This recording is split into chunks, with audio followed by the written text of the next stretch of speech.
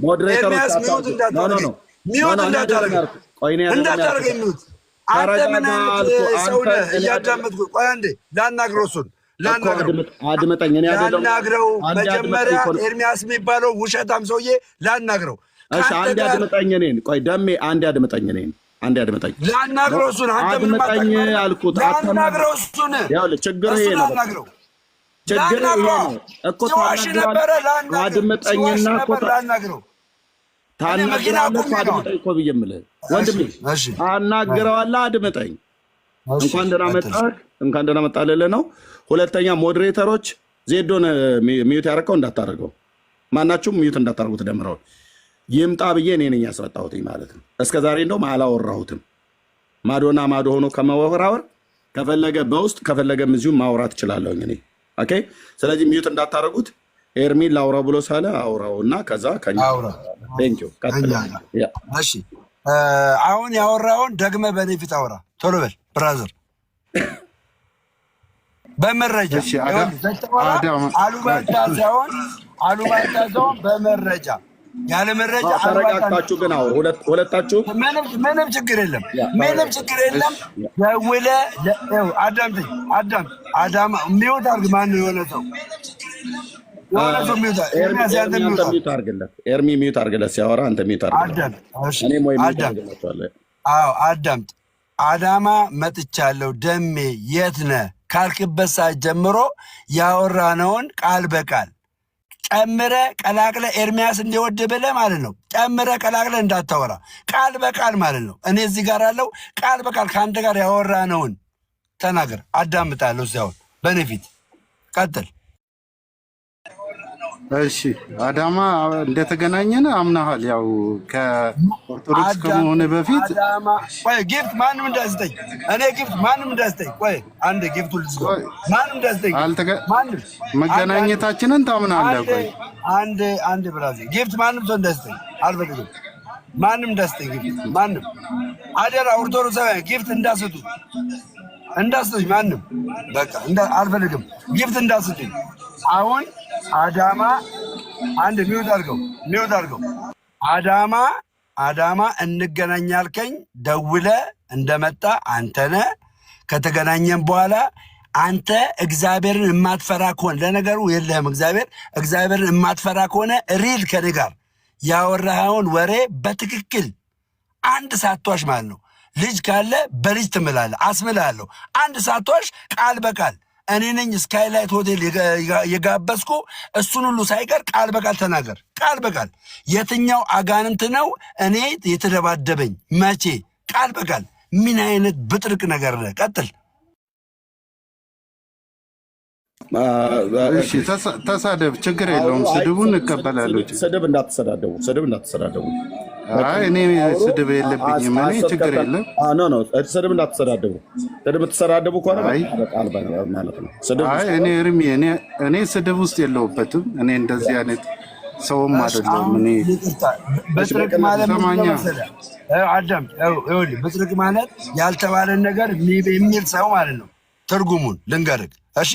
ከዛ ውጪ በትክክል አንተ እኔ ነቢይ ዳጊ ጋር ሐሙስ ደግሞ አይደለም ሲጀመር። እሺ ብራዘር ላስታውስህ፣ ቁጥር 2 ሙሉ ወንጌል ሐሙስ ሳይሆን ማክሰኞ ነው። እሺ ከ12 ሰዓት በኋላ ነቢይ ዳግም አሁን በስልክ ደውዬ የኔን ጸጋ ይነግራል። ያን የነበረኝም ማለት ነው። አንተ ግን አጋንንት እየተደባደብኩ እንደምታወጣ እየነገርካቸውን አለም። አሁን እኔ እያለው አሰማ። ቀጥል። እዚህ አዳማ ያሉት ጴንጦች ደውዬ አሁን ስለኔ ደውዬ አናግራቸዋለሁ። ደውዬ አንተ የምታውቃቸውን አገልጋዮች ማለት ነው። እውነቱን ተናገር። ቀጥል። እሺ ስማኛ፣ አሁን እኮ እንትን ዝም ብለህ እያወራ ያለው ደግሞ አሁን ሐሙስ አይደለም የምትለው።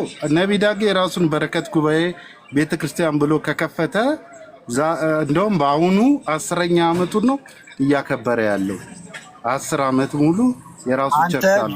ሐሙስ ነው ቪዲዮ ሲቀርጽ የነበረው የት ነው? ቪዲዮ በረከት ጉባኤ አልኩ እኮ በረከት ጉባኤ አልኩ። የት ነው ቪዲዮ ሲቀርጽ የነበረው? ቆይ ሲሳይ ውሸቱ ከዚህ ነው የምጀምረው። ውሸቱን አንተ ቪዲዮ ሲቀርጽ የነበረው የት ነው?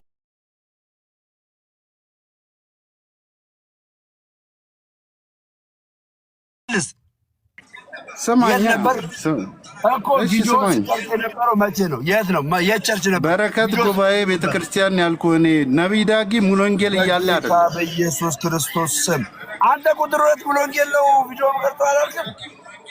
መች አልኩኝ? እኔ አሁን ብያለሁ። ሙሉ ወንጌል የሚል ስም ወጥቶኛል። እኔ ኤርሚያስ ጋር ደውላለሁ። ኤርሚያስ ጋር ደውል። ቆይ አዳምጥ ኤርሚያስ። እዚህ በረከት ጉባኤ እንደተጀመረ ቪዲዮ ማን የሚባል ነገር የለም።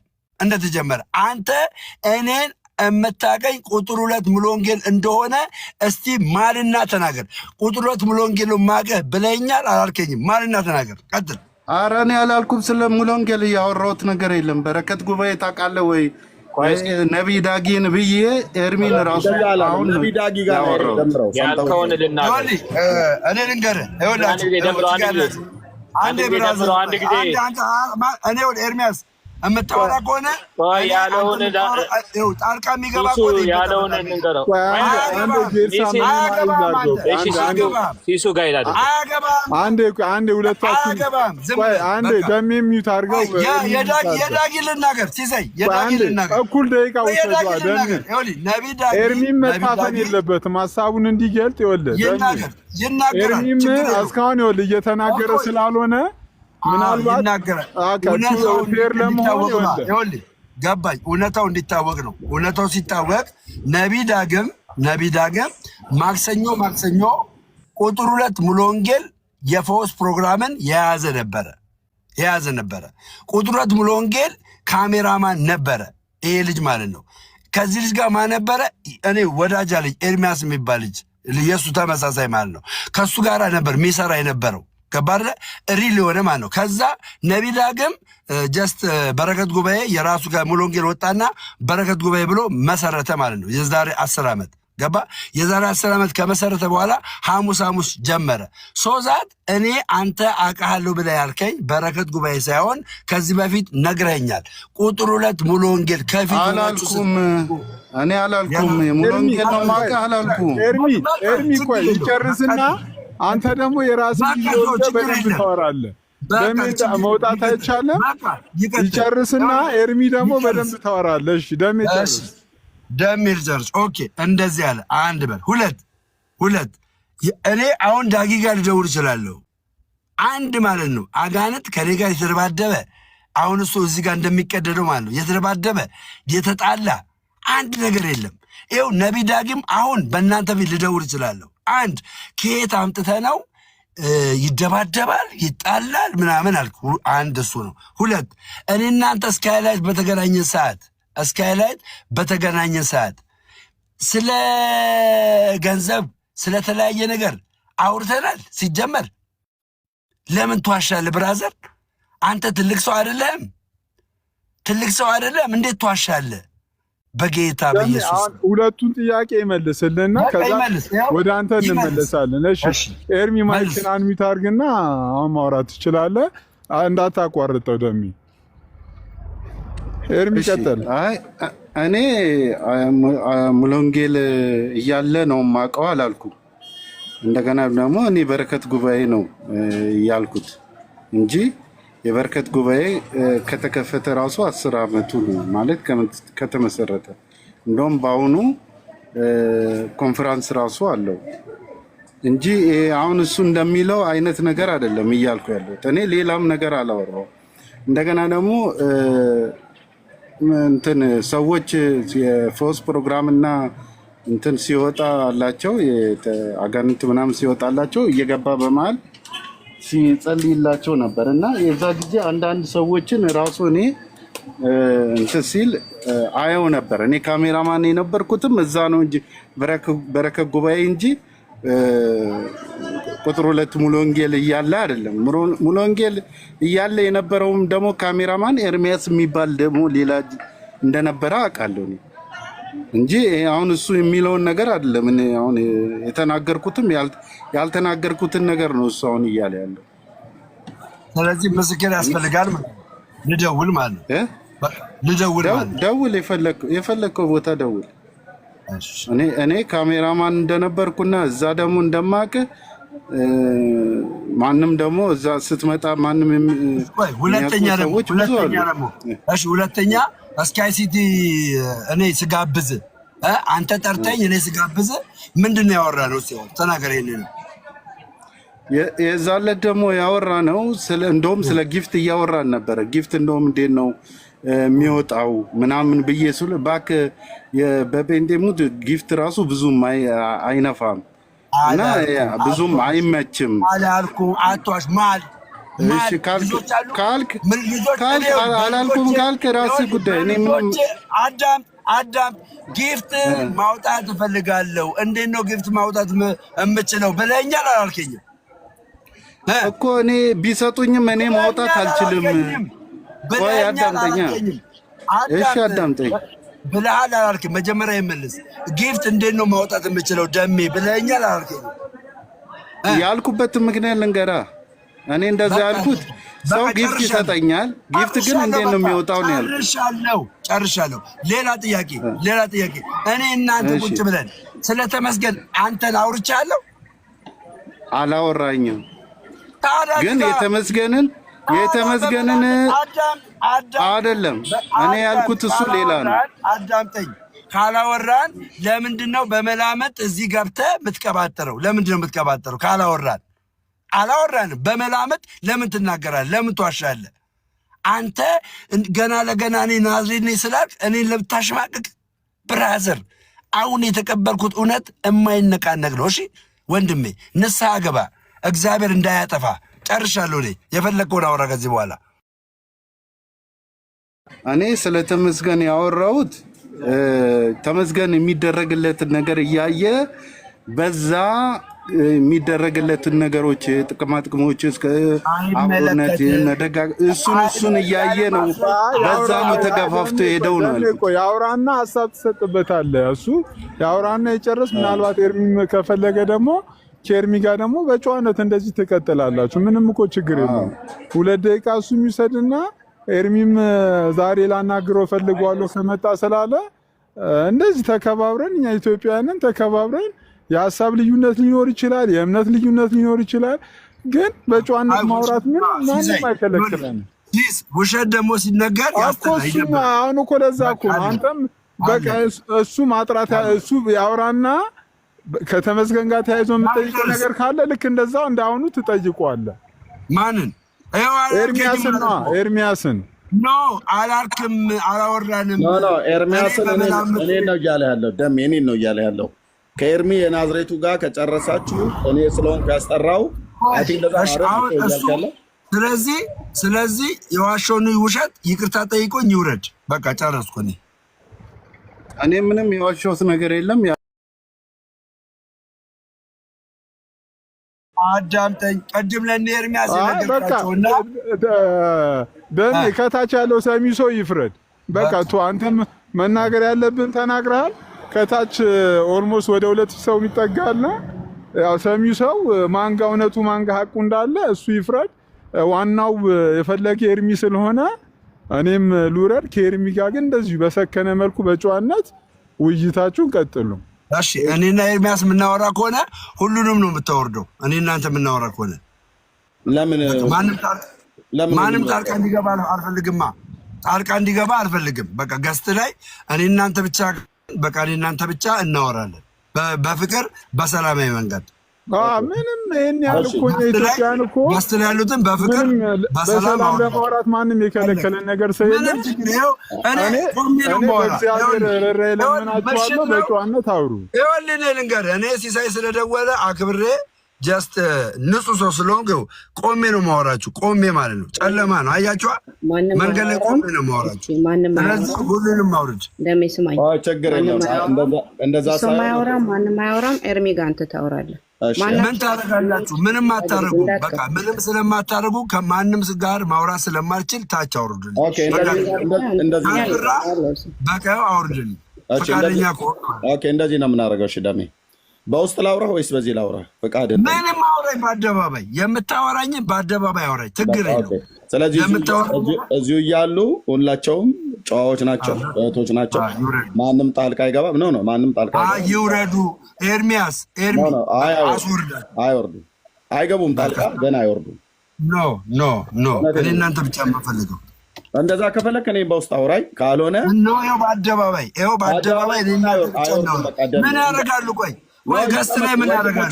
እኔ ያለው እኮ አልኩኝ እንዴ አይሰማም። ለምን አትወሩ? ምን ትሰራላችሁ? ማንም አያወራም። ምን ትሰራላችሁ? እኔ አይደለም ሰላምዬ፣ የምን ለማውራት ከፈለጋችሁ እኛ እንውረድና እኔ እወርዳለሁ። ማንም አይረብሽም። ሁላችሁም ኒውት ታደርጋላችሁ። ከኤርሚ ጋር ተቀጥላለን። ምንም አሰሩም እዚህ ጋር አሁን ገስት ላይ ምንም አሰሩም። እኔና ኤርሚያስ በሰላማዊ መንገድ እናወራለን። ፔሬድ ችግር የለውም። እኔ አልወርድም። ኤርሚ እዚህ ነው። አይ እኔ እያወራሁ እነዚህ ሪከርድ እንዲሆኑ አልፈልግም። ከኔ ጋር ማለት ነው። አንተ ጋር ሳወራ ሪከርድ እንዲሆኑ አልፈልግም። አውርዳቸው ይሆናሉ። እኔ አላስወርድም። በቃ እኔ እናንተ በውስጥ እናውራ። እኔ ቤቴን ከፍቼ አንተ በውስጥ ከፈለክ ማውራት እንችላለን። ኖ እኔ ቤቴን ከፍቼ አንተም ቤትን ከፍተህ በውስጥ እናውራ። በቃ በውስጥ እናውራ። በውስጥ እናውራ ነው የሚለው።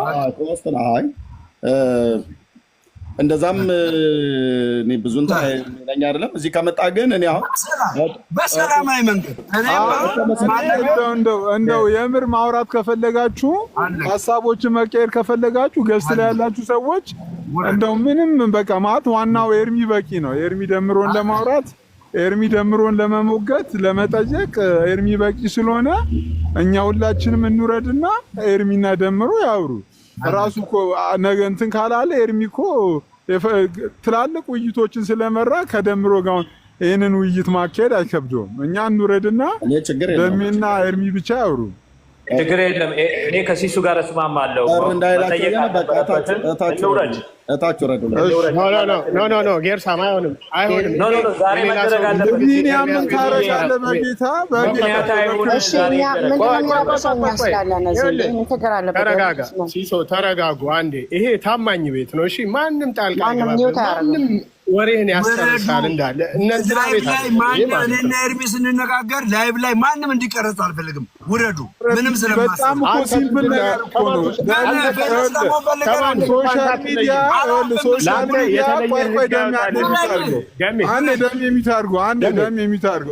ሶሻል ሚዲያ ከሁላችንም በላይ ልምድ ያለው ኤርሚ አለ። በቃ እሱ ሊያወራው ከማናችሁም በላይ በቂ ነው።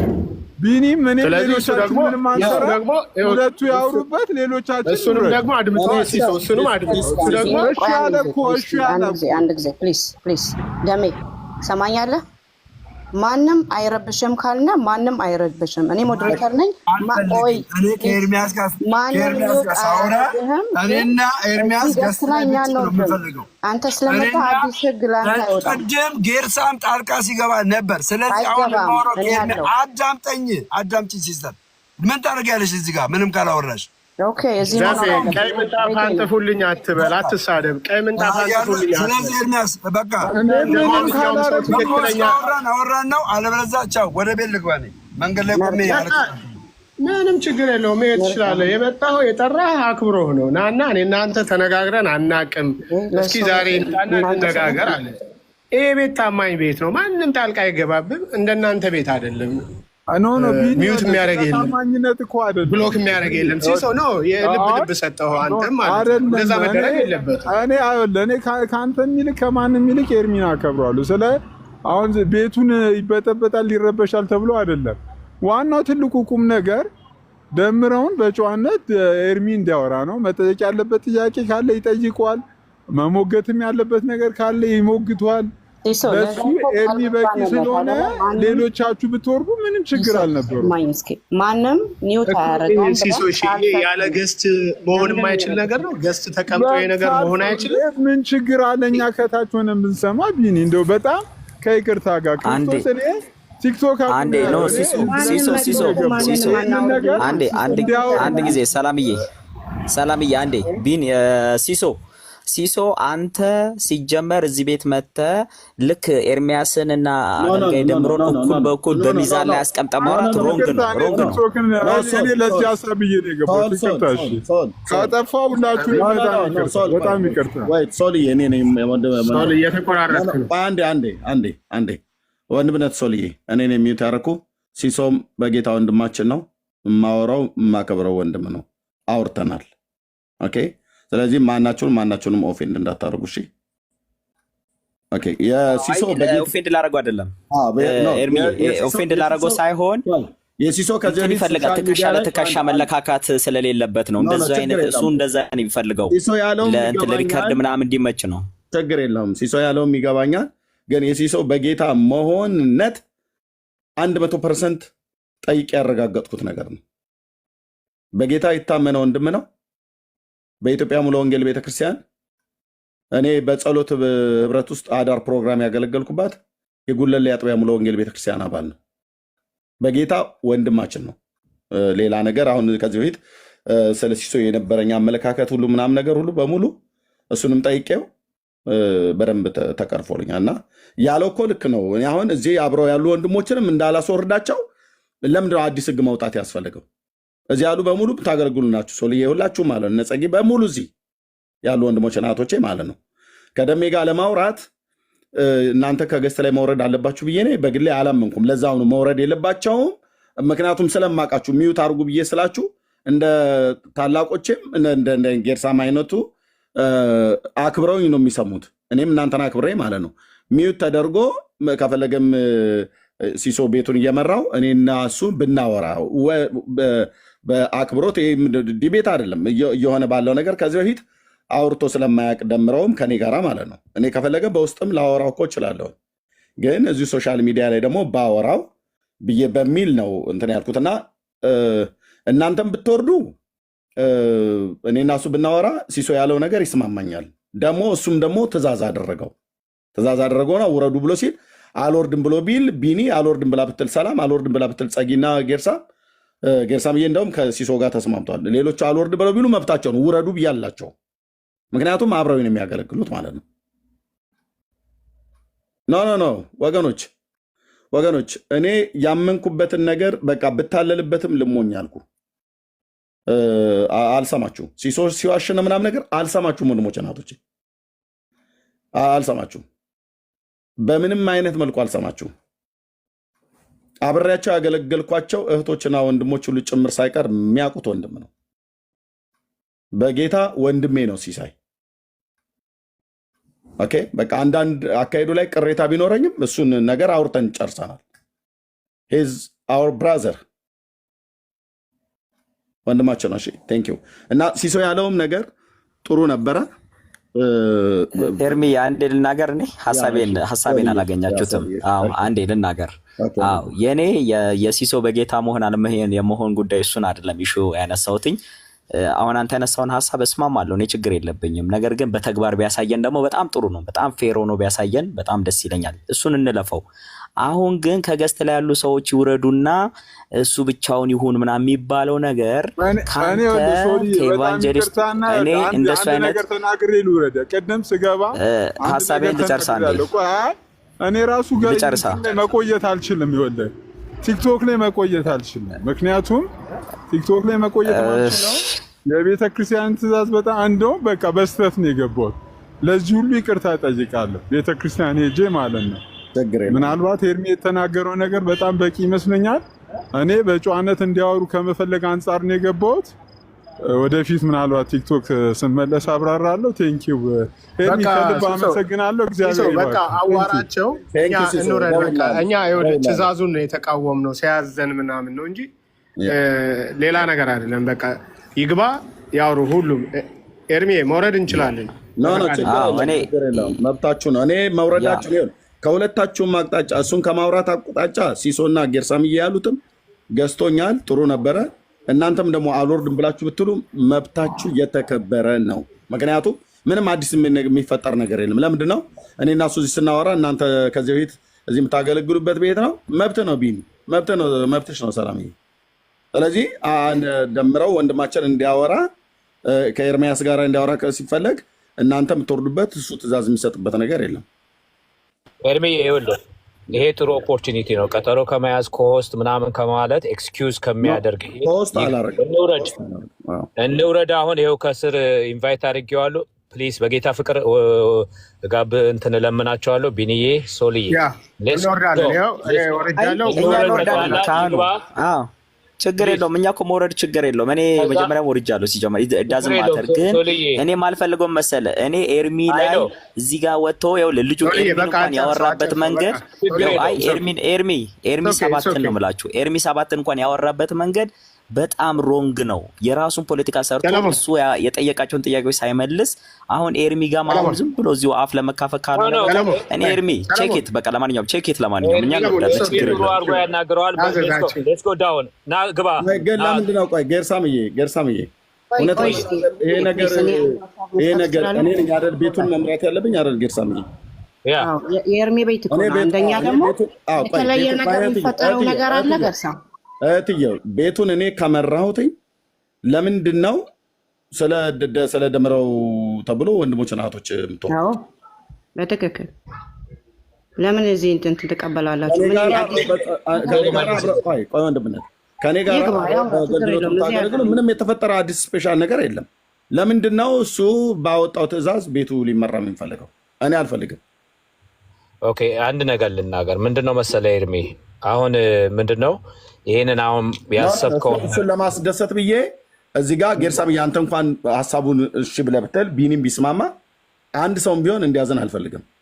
ነው የሚያዝን እኮ የለም። ይኸውልህ ያሰብከውን በውስጥ ያለውን ኤክስፕረስ ለመነጋገር ጥሩ ኦፖርቹኒቲ ነው። በዚህ ኤክስኪውዝ አድርጎ እንዳያመልጥ እንውረድለት ነው እንጂ የጠየቀው ጥያቄ ትክክል ነው ማለት አይደለም። ችግር የለም ምንም እሱን ምንድን ነው እሺ ጸጊ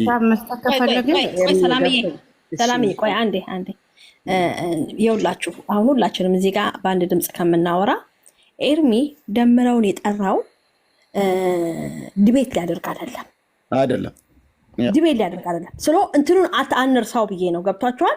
የተጠራበት ዋና ምክንያቱ ኤርሚ እንደ ወንድም ላናግረው ነው ያለው። ላናግረው እስካለ ድረስ ማናገር ከፈለገ ይምጣና ቁጭ ብሎ ያውራ። ዲቤት አይደለም የተጠራው። እኛ አንወርድም፣ ከሆስትም አናደርግለትም። ገብቷችኋል? የምን ራስን መቆለል ነው የተጠራው?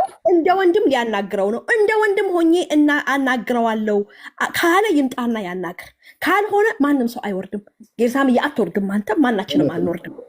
ዳሴት እንትኑን እንዳንስተው ነው። ገብተዋል? እኛ ወረድን ተቀምጥን፣ ምንም ችግር የለም። ኤርሚን ምን አሁን ኤርሚንና ልክ እኔ የሶል ደጋፊ ነኝ። የምን ትከሻ ለትከሻ ማለካካት ነው? ስለዚህ እኛ ኤርሚን ተከተል ወይም ኤርሚን ልንደግፈው ወይም ኤርሚ ሲናገር ጣርቃ እስካሁን ድረስ እኔ ወርድ አልተናገርኩኝም። ልንናገር አይደለም ግን እንዳንረሳው የተጠራበት ይምጣ ተብሎ የተጠራበትን ዋና ዓላማ እንዳትረሱት። ዳትሴት ተባረኩልኝ። ኤርሚ ቀጥሉ። ቴንክ ዩ እትዬው። ይኸው ነው እኔ ማለት ዲቤት ህግ ሆኖ ቢሆን ወይ ኮሆስት እናደርጋለን። በኮሆስት አሁን ከእሱ ጋር ለማውራት አንደኛ ዲቤት አይደለም ከሆነ ዲቤት ብሎ ጠርቶኝ እንደዛ ልናወራ እንችላለን። ግን እኔ አሁን ላወራ የፈለግኩትኝ እስከዛሬ ድረስ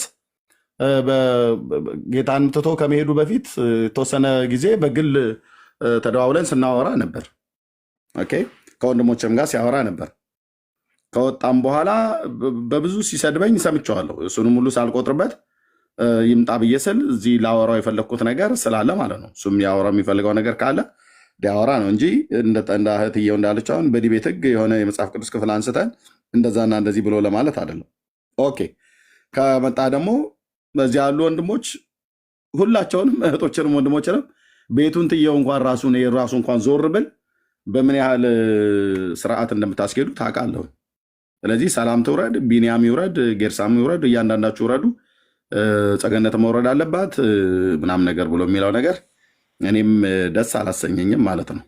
ከፈለገ መነጋገር ከፈለገ እንደ ወንድም አክብሬው ላወራው ምንም እንኳን ጌታን ትቶ ቢሄድ የሄደበት መንገድ ጌታን የካዱ ሰዎች መጨረሻቸው ምን እንደሚሆን ቅድም ከእህታችን ኦፓል የተባለችው ስለሱ የተናገረችውን ቪዲዮ አሰማው። ይሄም ብቻ አይደለም፣ ዓለም ተቀብላ ታከብርሃለች፣ ለጥቂት ጊዜ ታጨበጭብልሃለች፣ ከዛ በኋላ ግን የውርደት ካባህን ታከናንባለች። በዚህ ብቻ ቢበቃ ጥሩ ነበር። ጌታን መካድ ኮንስኮንሲው የሚያመጣው ብድራት ቀላል ነገር እንዳይመስለን ነው። የዕብራውያን መልእክት መጽሐፍ ምዕራፍ 6 ነው ቅድም ጠቅሼ የተናገርኩት ማለት ነው። ኦኬ አንድ ጊዜ ብርሃን የበራላቸውን ሰማያዊ ስጦታ የቀመሱትን ሊመጣ ካለው ኃይል የቀመሱትን ከመንፈስ ቅዱስ ተካፋይ የሆኑትን እነሱ መልሶ ለንስሐ ማብቃት በአዳጋች እንደሆነ የእግዚአብሔር ቃል ይነግረናል። ግን ቢሆንም ደግሞ እግዚአብሔር ለህይወት የሚሆን ንስሐን እግዚአብሔር አይሰጥም ማለት አይደለም። እና አሁን እኔ እዚህ ማውራት የማልፈልገው እሱም ራሱ እንኳን ቢኖር ፍቃዱን ጠይቄ ላወራ የምፈልገው አንዳንድ ነገሮች ስናወራ ነበር ወደ ጌታ በጌታ በነበረበት ጊዜ ማለት ነው። እና ምናልባት የዛ ተጽዕኖ ሊሆን ይችላል ወደዛ የወሰደው። ምክንያቱም ያቺ ኦፓል የተባለችው እህት ድህነት በእውነት መጥፎ ነው ብላለች። እና ቅድም አንዴ ሙስሊም ናት አንዴ በዛ ናት ምናምን ብላችሁ ስትሉ ደግሞ እሷ እዚሁ እየተናገረች ነው እዚሁ ሰማለሁኝ ብላለችኝ። በኋላ ላይም ሳያት ደግሞ አይ ቲንክ ፎሎ ባክ ሁሉ የተመላለሰን እህት ናት ይመስለኛል ሳያት ኦፓል ማለት ነው። እና የተናገረችው ነገር አበሳጭቷ ከተናገረችው ከዘለፋ ቃል ውጪ ሌላው መሬት የሚገዛው እውነት የተናገረችው ምንድነው ካለችው ነገር በጣም አንዱ ይሰመርበት። በኢየሱስ ክርስቶስ ላይ የሚያላግጥ ትውልድ ደሜን ያፈላዋል ብላለች። ልክ ነው፣ እኔም እንደዚህ ነው የሚያደርገኝ ነው ያልኩትኝ። ኢየሱስ ክርስቶስ ላይ የሚያላግጥ ጴንጤ የሚሆን ካቶሊክ፣ ኦርቶዶክስ የሚሆን ማንም ራሱ ኤርሚያስ እንኳን ቢሆን በራሴ ስንፍና እንዴት እንደምናደድ አልኩ። ጌታዬ ላይ አላላግጥም፣ የጽድቅ ጎዳና ላይ አላላግጥም፣ እሱን አልነካም። ያ የማይነካ ፓርት ነው ኢየሱስ ማለት ነው።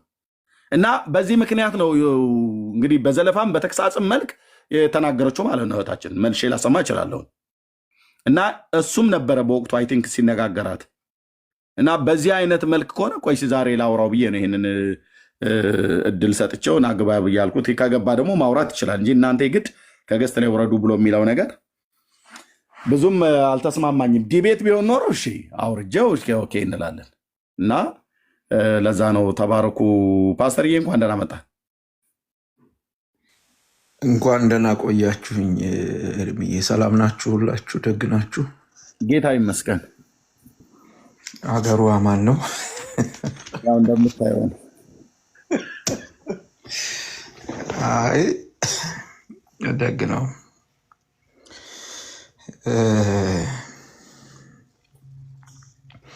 ጌታን የካዱ ሰዎች እያልን ነው ፓስተር። አዎ ማለት ጌታን የካዱ ሰዎች መጨረሻቸው ምንድን ነው ነው ጥያቄው።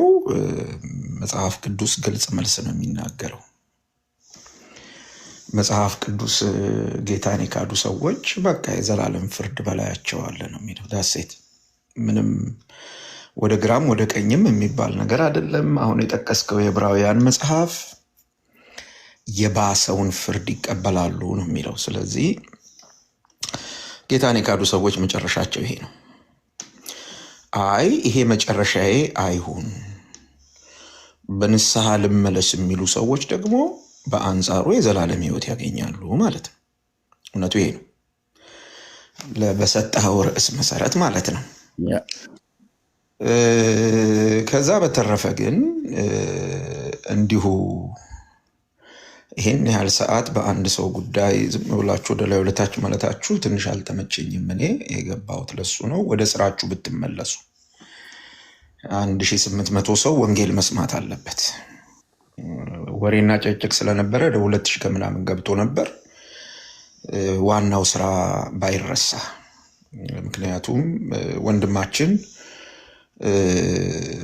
ስለ ክርስቶስ አውቃለሁ ገብቶኛል ያለውን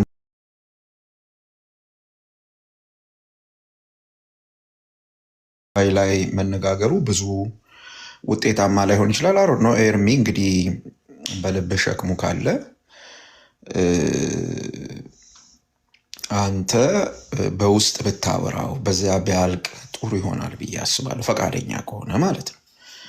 በዛ መልክ ብትጨርሱ ጥሩ ነው የሚሆነው። ይሄኛውን ፕላትፎርም ግን አሁን ለዋናው ስራ ብትጠቀሙበት ጊዜው ባይባክን ጥሩ ይሆናል ብዬ አስባለሁ። እንደሱ ቢሆን ጥሩ ነው። ምክንያቱም አንዳንድ ጊዜ ሰዎች ልክ ባልሆነ መንገድ ራሳቸውን እንዲያስቡና እንዲቆጥሩ እናረጋቸዋለን። እኛ ትክክል ያልሆነ ነገር እያደረግን ማለት ነው። ስለዚህ መጀመሪያ ብቻህን አናግረው። ሶሻል ሚዲያም ላይ ከመምጣት በፊት ሲሰድብህ እኔም ሰምቻለሁኝ። በሶሻል ሚዲያ ላይ ሲሰድብህ ሰምቻለሁ። ስለዚህ የግላችሁን ጉዳይ ለማውራት ከፈለግ ቅዱስ ቃሉም የሚያዝህ መጀመሪያ አንተ አውራው ነው የሚለው። አውራው ግን ሶሻል ሚዲያ ላይ አታውራው፣ ለብቻው አውራው። እኔም በሰደበኝ ነገር ሳይሆን እንደው ከህይወቱ አኳያ ኤርሚዬ አንዳንድ ጊዜ ሰዎች ነፃ ፈቃድ አላቸው። እንኳን አንተ እግዜሩ ምንም ማድረግ አይችልም። የሰውን ነፃ ፈቃድ እግዜሩ ልትድን ትወዳለህ ነው የመጽሐፉ ጥያቄ። ኖ አልፈልግም ካልክ ምንም እግዚአብሔር ራሱ የሰውን ነፃ ፈቃድ ያከብራል። ከዚህ ወንድም ጋር ልታወራ የምትችለው ስለ ወንጌል የሆነ መከራ ደርሶበት ከአቅሙ በላይ የሆነ ግዳጅ ተፈጽሞበት ቢሆን ልትረዳው ታወራዋለህ። እኔ እስከሚገባኝ ድረስ በወንጌል ምክንያት ምንም የመጣበት ነገር ያለ አይመስለኝም። እኔ ማለት ሙሉ መረጃ የለኝም፣ ላይሆን ይችላል። ግን በቃ አመነ፣ እሱ በዛኛው ቤተ እምነት ትምህርት አመነ።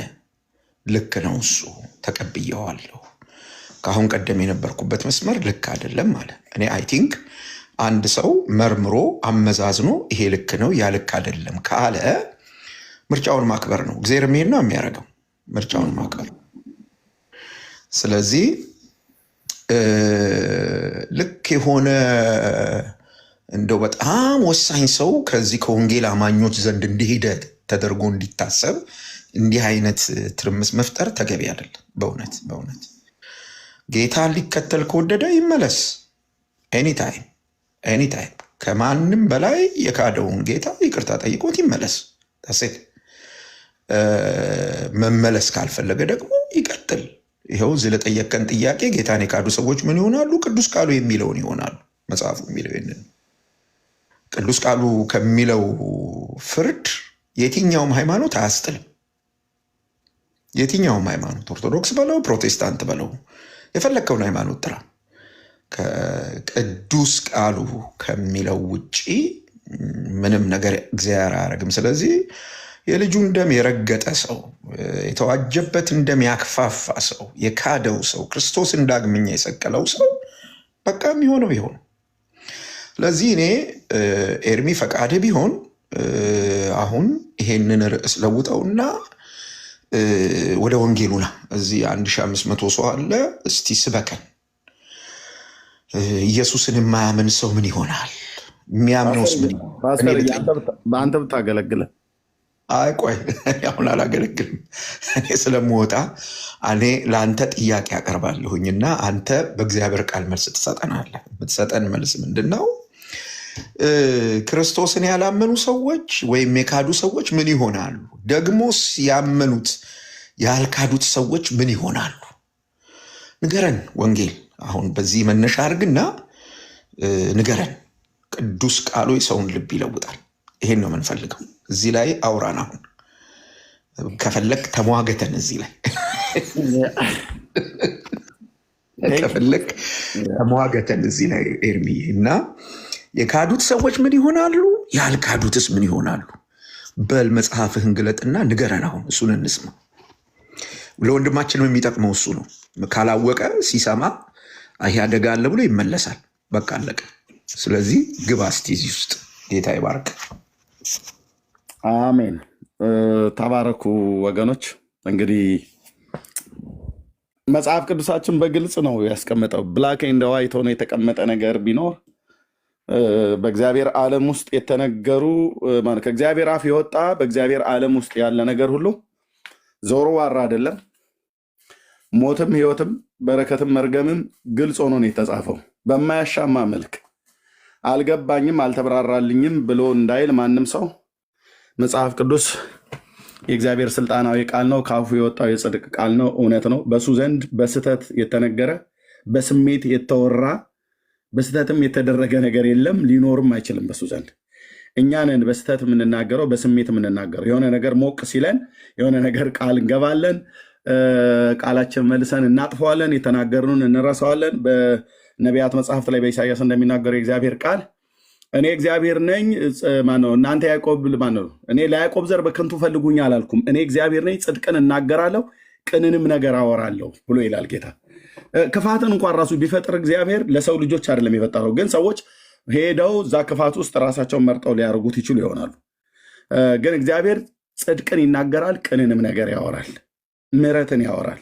የሰውን ልጆች ይወዳል ብሎ የሚለው ቃል ሌላ ቃል ስለሌለ ይህንኑ ቃል እንጠቀማለን እንጂ ቃላት አይገልጠውም።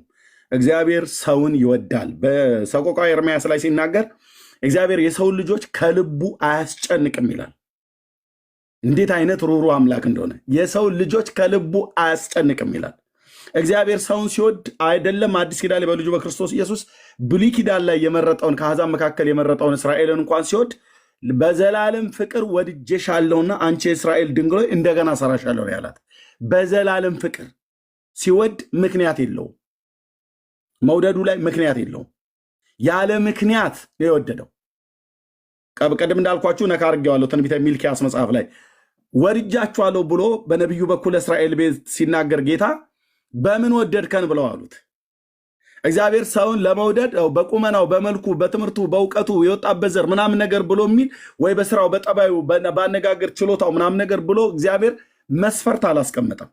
ያዕቆብ የኤሳው ወንድም አይደለ ብሎ ነው የመለሰላቸው በነቢዩ በኩል። አዎ ሲሉት ያዕቆብን ወደድኩ ኤሳውን ጠላሁ ብሎ አለ። ለምን ትጠላዋለህ ኤሳውን ለምን ትወዳለህ ያዕቆብን ብሎ ለመጠየቅ እንኳን መብት የለንም። ስራ ሰሪው ምን አድርገህ ሰራህ ብሎ ሊላው አይችልም ይላል። ለመጠየቅ እንኳን ራሱ አይፈቅድልንም። እግዚአብሔር ቢፈቅድልንም እንኳን ብጠይቁ ከእግዚአብሔር ዘንድ መልስ አለ። ያዕቆብን ሲወድ ኤሳውን ሲጠላ ያዕቆብ የሚወደድ ነገር ኖሮት ነው ወይ በሰውኛ መስፈርት ከተባለ ምንም የሚያስወድር ነገር የለውም። ከዛኛው ይልቅ እንደውም ያኛው የተሻለ ይመስላል። በሰውኛ ሚዛን ስንመዝነው ማለት ነው። በሰውኛ ሚዛን ስንመዝነው ለአባቱ ለይስሐቅ የታዘዘ ያ ነበር። አደን ሄዶ አድኖ የሚመጣ ይሄኛው ቤት ውስጥ ሆኖ ነው። ይሄኛውም ደግሞ ለእናቱ ታዟል። ግን የእግዚአብሔር መውደድ በርብቃም ላይ መታዘዝ ላይ የተመሰረተ በይስሐቅም መታዘዝ ላይ የተመሰረተ አይደለም። በቃ ወደድኩ ብሎ ሲል ወደድኩ ነው። ይሄ ምሕረትን የተሞላ ይሄ ፍቅርን የተሞላ ለሰው ልጆች በሰው ልጆች ፍቅር ያበደ እግዚአብሔር ነው ማለት ይችላል። እንደ ሰው ማለት ነው። ያበደ ማለት በጣም ሰውን ይወዳል ጌታ። በፍቅር አበድኩ ብሎ ስለሚል የሰውኛን ቋንቋ ተጠቀሚ ማለት ነው እንጂ እግዚአብሔር ማንንም አብዶ አያውቅም። ግን ሰው ለሰው ሲናገር በሰውኛ ቋንቋ በፍቅሯ አበደች፣ በፍቅራቸው አበዱ ምናምን ነገር ተብሎ እንደሚባለው ያንኑ በሰው ቋንቋ የተነገረው ለመናገር እንጂ ጌታ በፍቅር አያብድም። ግን እግዚአብሔር የሰው ልጆች እኛን እንዴት እንደሚወደን ኦኬ፣ ያዕቆብን በመውደድ ኤሳውን በመጥላት ብሎ ያለው ጌታ የሰው ልጆች ከልቡ አያስጨንቅም። እናም መውደዱን የዘላለም መውደዱን ለሰው ልጆች ሁሉ ጭምር ለኤሳውም ዘር ቢሆን ለአማሌቅም ይሁን ዋቴቨር ለሰው ዘር በሙሉ በመልኩና በአምሳሉ ለተፈጠረ ትውልድ መውደድን በምን እናውቃለን ብለን ስንል ተቀዳሚም ተከታይም የሌለውን የባህሪ ልጁን ንጹህ የሚለው ቃል እንኳን ራሱ አይገልጠው። ንጹህ ልጁን አሳልፎ እስከ መስጠት ድረስ ዓለምን ወደደ። እግዚአብሔር አብ ዓለምን ወደደ፣ እኔን ወደደ፣ አንተን ወደደ፣ የሰውን ዘር በሙሉ ወደደ። ሲወድ በንግግር ብቻ አይደለም እወዳችኋለሁ ብሎ ያለ እንደ ኤሳው ሊሰጠን የማይገባው ሊሰጠን የማይችለውን ይህንን ስጦታ ልንቀበለው እግዚአብሔርም ሊሰጠን የሚያስችል ምንም አይነት መልካም ነገር ሳይኖረን በቃ በእግዚአብሔር ዓለም ውስጥ ፈልግ ትልቁ ስጦታ ልጁን ሰጠን። ልጁ ደግሞ ኢየሱስ ክርስቶስ ትወደናለህ ወይ ብለን ስንለው ብሎ በከንፈር አይደለም መምጠጥ የገለጠልን ፍቅሩን። ትወደናለህ ወይ ብለን ስንለው አዎ። በምን ለምን ወደድከን? እስከምን ድረስ ወደድከን? ነፍሱን ለወዳጆቹ ከመስጠት ከዚህ የሚበልጥ ፍቅር ለማንም የለውም ይላል። ይህን ነው እኔ እብድ የሚያደርገኝ። አሁን ማበዴ ነው አልኩ በክርስቶስ ኢየሱስ ፍቅር። እዚህ ጋር ስደርስ አልችልም አልኩ። የገባኝ እውነት ነፍሱን ከመስጠት የሚበልጥ ፍቅር ለማንም የለውም ይላል። ለወዳጆቹ ብሎ እኛ ወዳጅ ነበርን እንዴ? የሰው ልጅ እግዚአብሔር ወዳጅ ነበር እንዴ? አይደለም። ጥንቱኑ አመፀኞች ነበርን። ከፍጥረታችን የቁጣ ልጆች የነበርን፣ በበደላችንና በኃጢአታችን ሙታን የነበርን፣ ለእግዚአብሔር ፍቃድ መገዛት የተሳነን። በፊልጵስዩስ መልእክት ላይ ቅዱስ ጳውሎስ ምን ይናገራል? ፊልጵስዩስ ማነው? ቲቶ 3 ላይ ማለት ሶሪ ይቅርታ፣ ፊልጵስዩስ አልኩኝ። ቲቶ 3 ላይ እንደዚህ የሚል ቃል አለ፣ የምታስታውሱት የእግዚአብሔር ቃል። ቁጥር 3 ቲቶ 3 ቁጥር 3 ጀምሮ እኛ ደግሞ አስቀድመን ማናስተውል የሰው ዘር በሙሉ ማለት ነው ነበርንና የማንታዘዝ የምንስት ለምኞትና ለልዩ ልዩ ተድላ እንደ ባሪያዎች የምንገዛ በክፋትና በምቀኝነት የምንኖር የምንጣላ እርስ በርሳችን የምንጠላላ ነበርን። ይሄ ነው በቃ የሰው ዘር ታሪክ። የማናስተውል የማንታዘዝ የእግዚአብሔር የሆነውን ነገር ማናስተውል ለእግዚአብሔር ማንታዘዝ የምንስት ከእግዚአብሔር ጎዳና ከጽድቅ ጎዳና ለምኞትና ለልዩ ልዩ ተድላ እንጂ ለመንፈስ ቅዱስና ለቃሉ እውነት ማንታዘዝ ማንገዛ በክፋት በምቀኝነት የምንኖር የምንጣላ እርስ በርሳችን የምንጠላላ ነበር ይላል። የኃላፊ ጊዜ ነው እዚህ ጋር ለተደራሲያኑ ሲጽፍ። ነገር ግን ይላል የመድኃኒታችን የእግዚአብሔር ቸርነትና ሰውን መውደዱ በተገለጠ ጊዜ ሃሌሉያ እንደ ምሕረቱ መጠን ለአዲስ ልደት በሚሆን መታጠብና በመንፈስ ቅዱስ በመታደስ አዳነን እንጂ እኛ ስላደረግነው በጽድቅ ስለነበረው ስራ አይደለም ይላል። ኤርሚያስ በጽድቅ ስለሰራው ስራ አይደለም ጌታ የወደደው። አንተ ሳንቺስ አዎ ምን የጽድቅ ስራ አለንና ታላቁ ነቢይ ኢሳያስ እንኳን ጽድቃችን የመርገም ጨርቅ ነው ብሎ ያለውበት አይነት የህይወት ስርዓት ማለት ነው። እኔ ማንኛ ታላቅ ነቢይ እንደዛ ብሎ ካለ በጽድቅ ስለነበረው ስራ አይደለም። ያ መንፈስ በጸጋው ጸድቀን ይሰመርበት በጸጋው ጸድቀን በጸጋው ድነን በጸጋው ጸድቀን በዘላለም ህይወት ተስፋ ወራሾች እንድንሆን በመድኃኒታችን በኢየሱስ ክርስቶስ በእኛ ላይ አትርፎ አፈሰሰው ካለ በኋላ ቃሉ የታመነ ነው ይላል። እግዚአብሔር እንዴት ወደድከን? እንዲህ ነበራችሁ የእናንተ ታሪካችሁ። ምን የማታስተውሉ የኔንና የሰይጣንን የማታስተውሉ ጌታ የኔን ብሎ ማለት ነው። የእግዚአብሔርና የሰይጣንን ማናስተውል ብናስተውል እንኳን የማንታዘዝ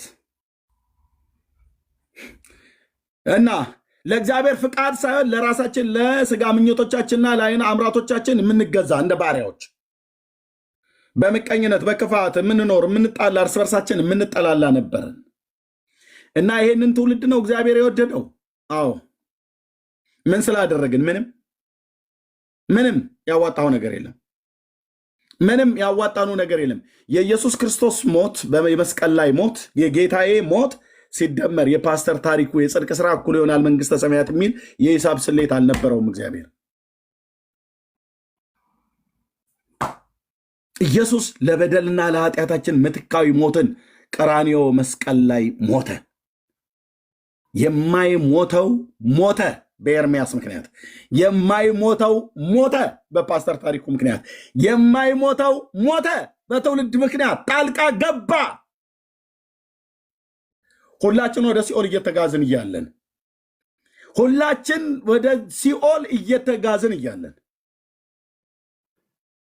የማይሞተው ስለ እኔ ሲል ሞተ፣ ስለ አንተ ሲል ስለ አንቺ ሲል ሞተ፣ ለበደል ለኃጢአታችን ሞተ። አንዱ ስለ ሁሉ ሞተ። 44ቱ አይልም እንትና ስለ አንተ ሞተችልህ የሚል ቃል መጽሐፍ ቅዱስ ውስጥ የለም። አንዱ ስለ ሁሉ ሞተ። ወንዱ ልጅ ጻድቁ ጌታ የአብ ልጅ የዳዊት ልጅ ሞተ። በአንደበቱ ስተት በሰውነቱ ጥፋትና ኃጢአት ያልተገኘበት ለባህሪውም የማይመጥ ነው። ኢሳይያስ ሲናገር ግፍንም አላደረገም ተንኮልም በአፉ አልተገኘበትም ይላል። የእኛ ግን ተንኮላችን ይኸው ተጽፏል እዚህ። ተንኮልም በአፉ አልተገኘበትም ግፍንም አላደረገም። ተሳስቼ ነው ቅድም የተናገርኩት ይቅርታ ብሎ አያውቅም፣ ሊልም አይችልም። ስተት በሱ ዘንድ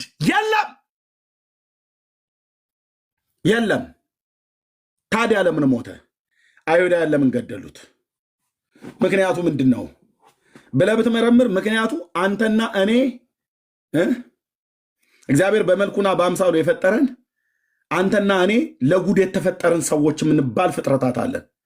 በመልኩና በአምሳሉ ፈጥሮን እግዚአብሔር ጨጓራ ቢኖረው በየዕለቱ ጨጓራውን የምንልጥ ማለት ነው።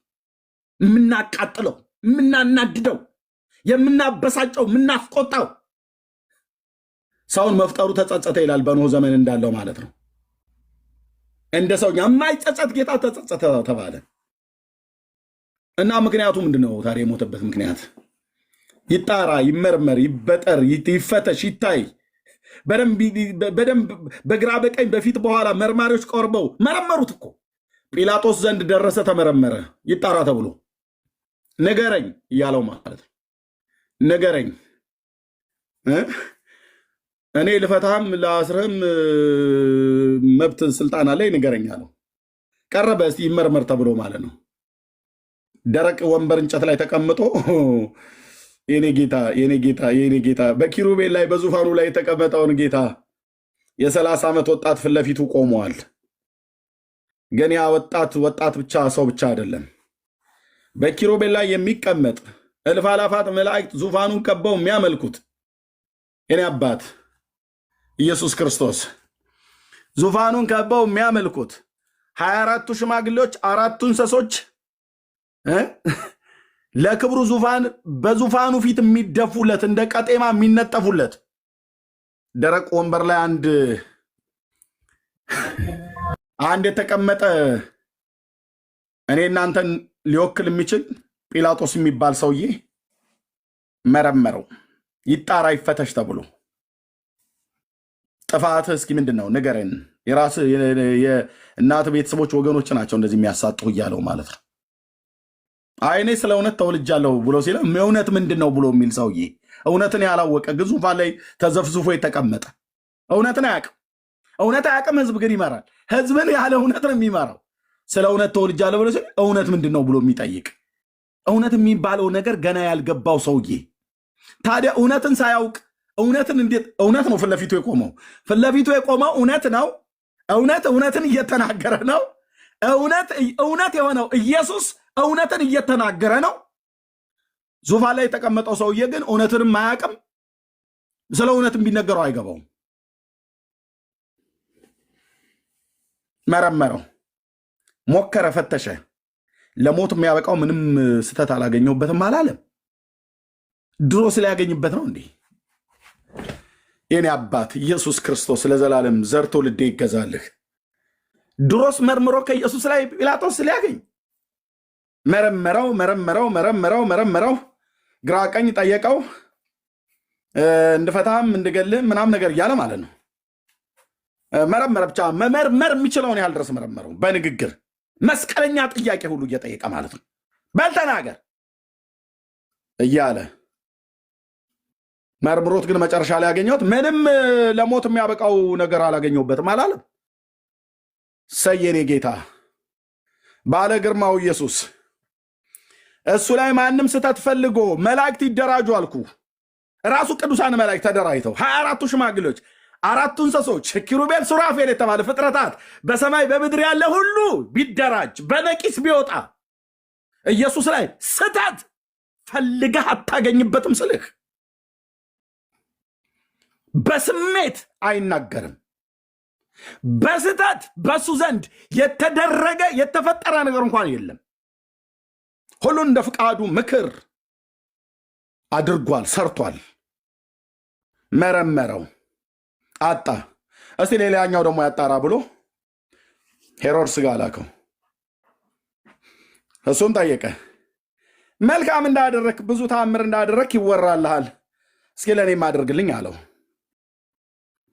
ኢየሱስ እንደ ተራ ቃልቻ በየሄደበት መተት እየሰራ ህዝብን ለማስገረም እንደሚያደርግ ጲላጦስና ሄሮድስ ሲጠይቁት ታምር የሚያደርግ አይደለም። እንደ ፍቃዱ ምክር ሊፈውስም የጌታ ኃይል ሆነለት ይላል። እንደ ፍቃዱ ያደርጋል። እንትና ማነው ሄሮድስ ነዝንዞት አይደለም። ልክ አሁን አንዳንዶቹ ተንብይ ብለው ሲሏቸው እንደሚተነብዩ የዘመኖቹ ጠንቋዮች ማለት ነው። ተንብይ ይለዋል። ታምር አድርግ ብሎ ስላለው አላደረገማ። ሄሮድስ ነርቶት ነው እንደሚያደርገው። በመንፈስ ቅዱስ የተቀባ ጻድቅ ጌታ እኮ ነው። እግዚአብሔርም የናዝሬቱን ኢየሱስን ይላል በመንፈስ ቅዱስ ቀባው ይላል። በመንፈስ ቅዱስ የተቀቡ መንፈስ ቅዱስ ነው በሕይወታቸው ላይ የሚሰራ የሚሰለጥን። ተናገሩ ሲላቸው ትንቢት ያናግራቸዋል። ፈውሱ ሲላቸው ይፈውሳሉ። ሊፈውስም የጌታ ኃይል ሆነላት ይላል ስለ ኢየሱስ ሲናገር በየሄደበት ቦታ ሁሉ ዛሬ ፈውስ ቀን ነው እያለ አይልም ነበር ማለት ነው። ግን ይናገራል። እሱ የነኩት ሁሉ የዳሰሱት ሁሉ ይድናሉ። እስኪ ብዙ ተአምር እንዳደረክ ይወራልሃል፣ እኔም አድርግልኝ። ዝም ሄሮድስ ይለፈልፋል። አሁንም አትናገርም እንዴ? ጽድቅ ቆሟል ፊቱ። ዝም ከገሊላ ጀምሮ እንዲህ ያደረክ እንደመጣ ህዝብ እያሳትክ ዝም። የኔ አባት ኢየሱስ ዝም።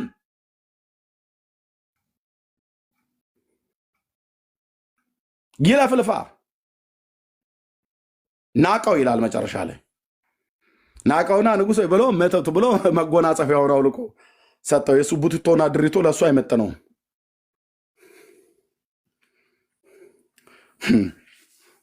ሊቀ ካህናት ፊት ሄዶ ምንም ሳይናገራቸው የእግዚአብሔር ልጅ ነው ይብልሃል አይደል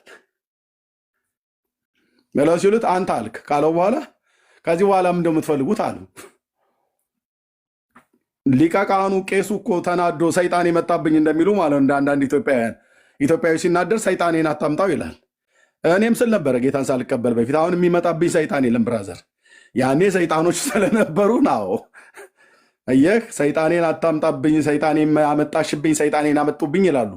እና ሊቀ ካህኑ ሰይጣናቸው መጣባቸው ይመስለኛል። ዙፋን ላይ ተቀምጦ ልብሱን ቀደደው ይላል ሊቀ ካህኑ። እዛ ሄሮድስ ጋር ስትሄድ መጎናጸፊያውን አውልቆ ለሱ ሰጠ ይላል።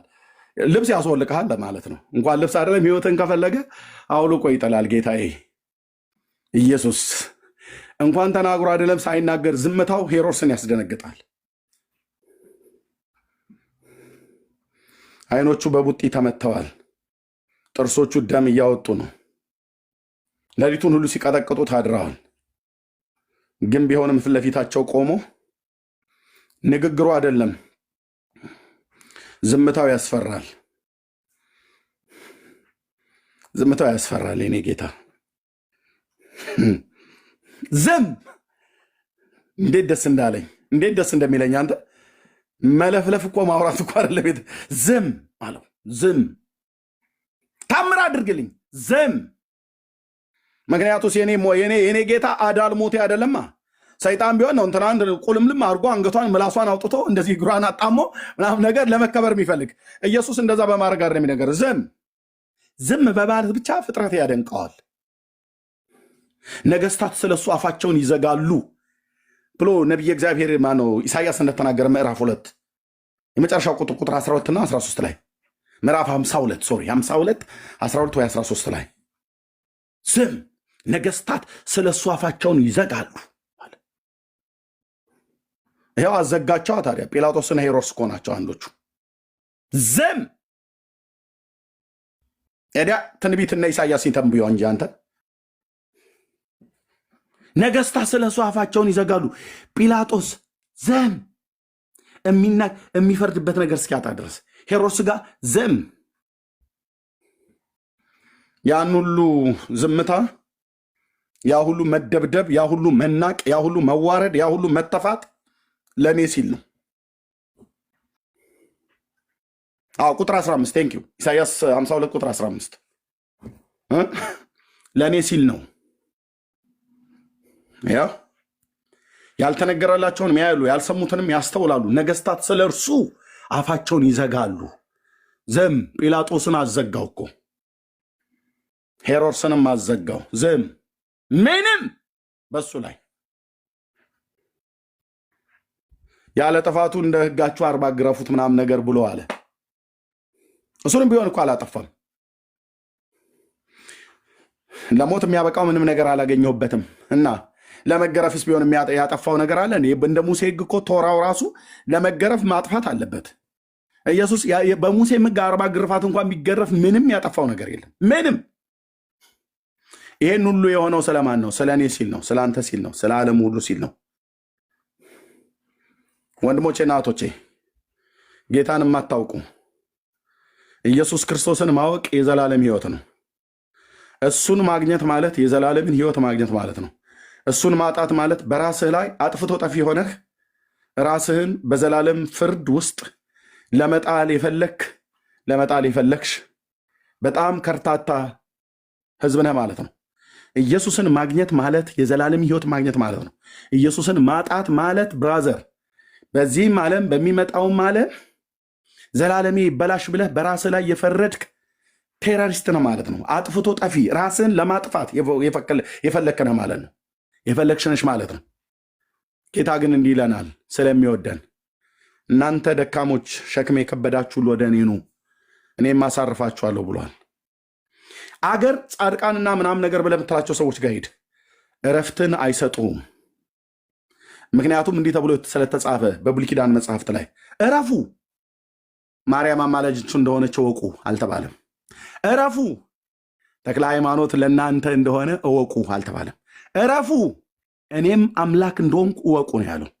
እግዚአብሔርን ስታውቅ ያሳርፈሃል። በምን አይነት እረፍት? ለነፍሳችሁ እረፍት ታገኛላችሁና።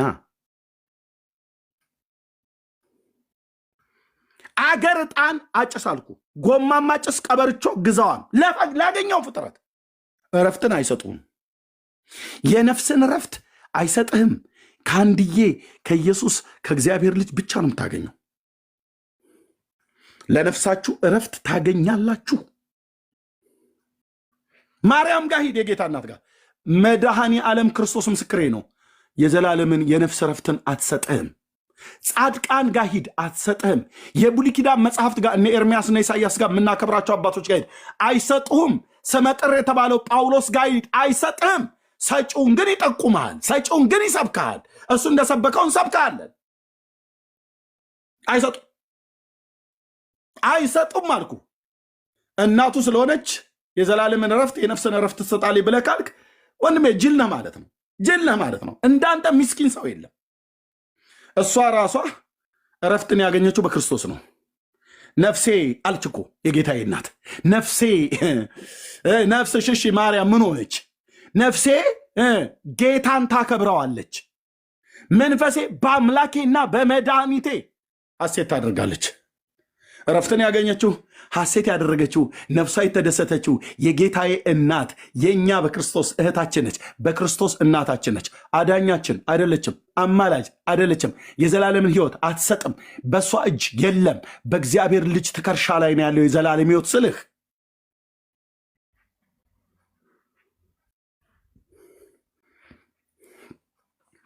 ለነፍሳችሁ እረፍት ታገኛላችሁ። ሰላሜን እሰጣችኋለሁ፣ ሰላሜን እተውላችኋለሁ ብሎ ያለን የሰላሙ ንጉሥ የሰላሙ ዳኛ ሰላምንም ከሱ ዘንድ ነው የሰጠን። ሰላምን ከሱ ዘንድ ነው የሰጠን። ሰላምን ከሱ ዘንድ ነው የሰጠን። እረፍት በሱ፣ ሰላም በሱ፣ ደስታ በሱ፣ የዘላለም ሕይወት በርሱ፣ መመካት በርሱ፣ መጠለል መጠጋት በርሱ። እርሱ ማን ነው? የሆነ ሰውዬ ብቻ ብለህ የምትለው አይደለም። አዎ ሰው ሆኗል። እስራኤላዊ ሰው፣ አይሁዳዊ ሰው ሆኗል። ግን እሱ ማለት የአብርሃም አምላክ ለእስራኤል ልጆች ራሱን በሲና ተራራ ላይ የገለጠ፣ በአብርሃም ቤት ራሱን የገለጠ፣ አባቶቻችንን ከፍጥረተ ዓለም ጀምሮ ሲመራቸው፣ ሲያስተምራቸው፣ ሲመክራቸው፣ በጽድቅ ጎዳና ሲመራቸው የነበረ ያህዌ ነበር ጌታ ኢየሱስ።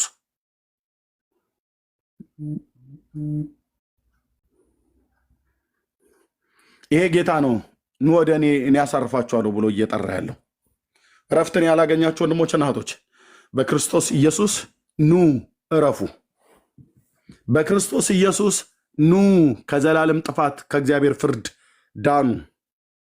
በክርስቶስ ኢየሱስ ኑ የኃጢአታችሁን ይቅርታ አግኙ። በክርስቶስ ኢየሱስ ኑ ለዘላለም ተዘልላችሁ የምትቀመጡበትን መንግስት ውስጥ ግቡ።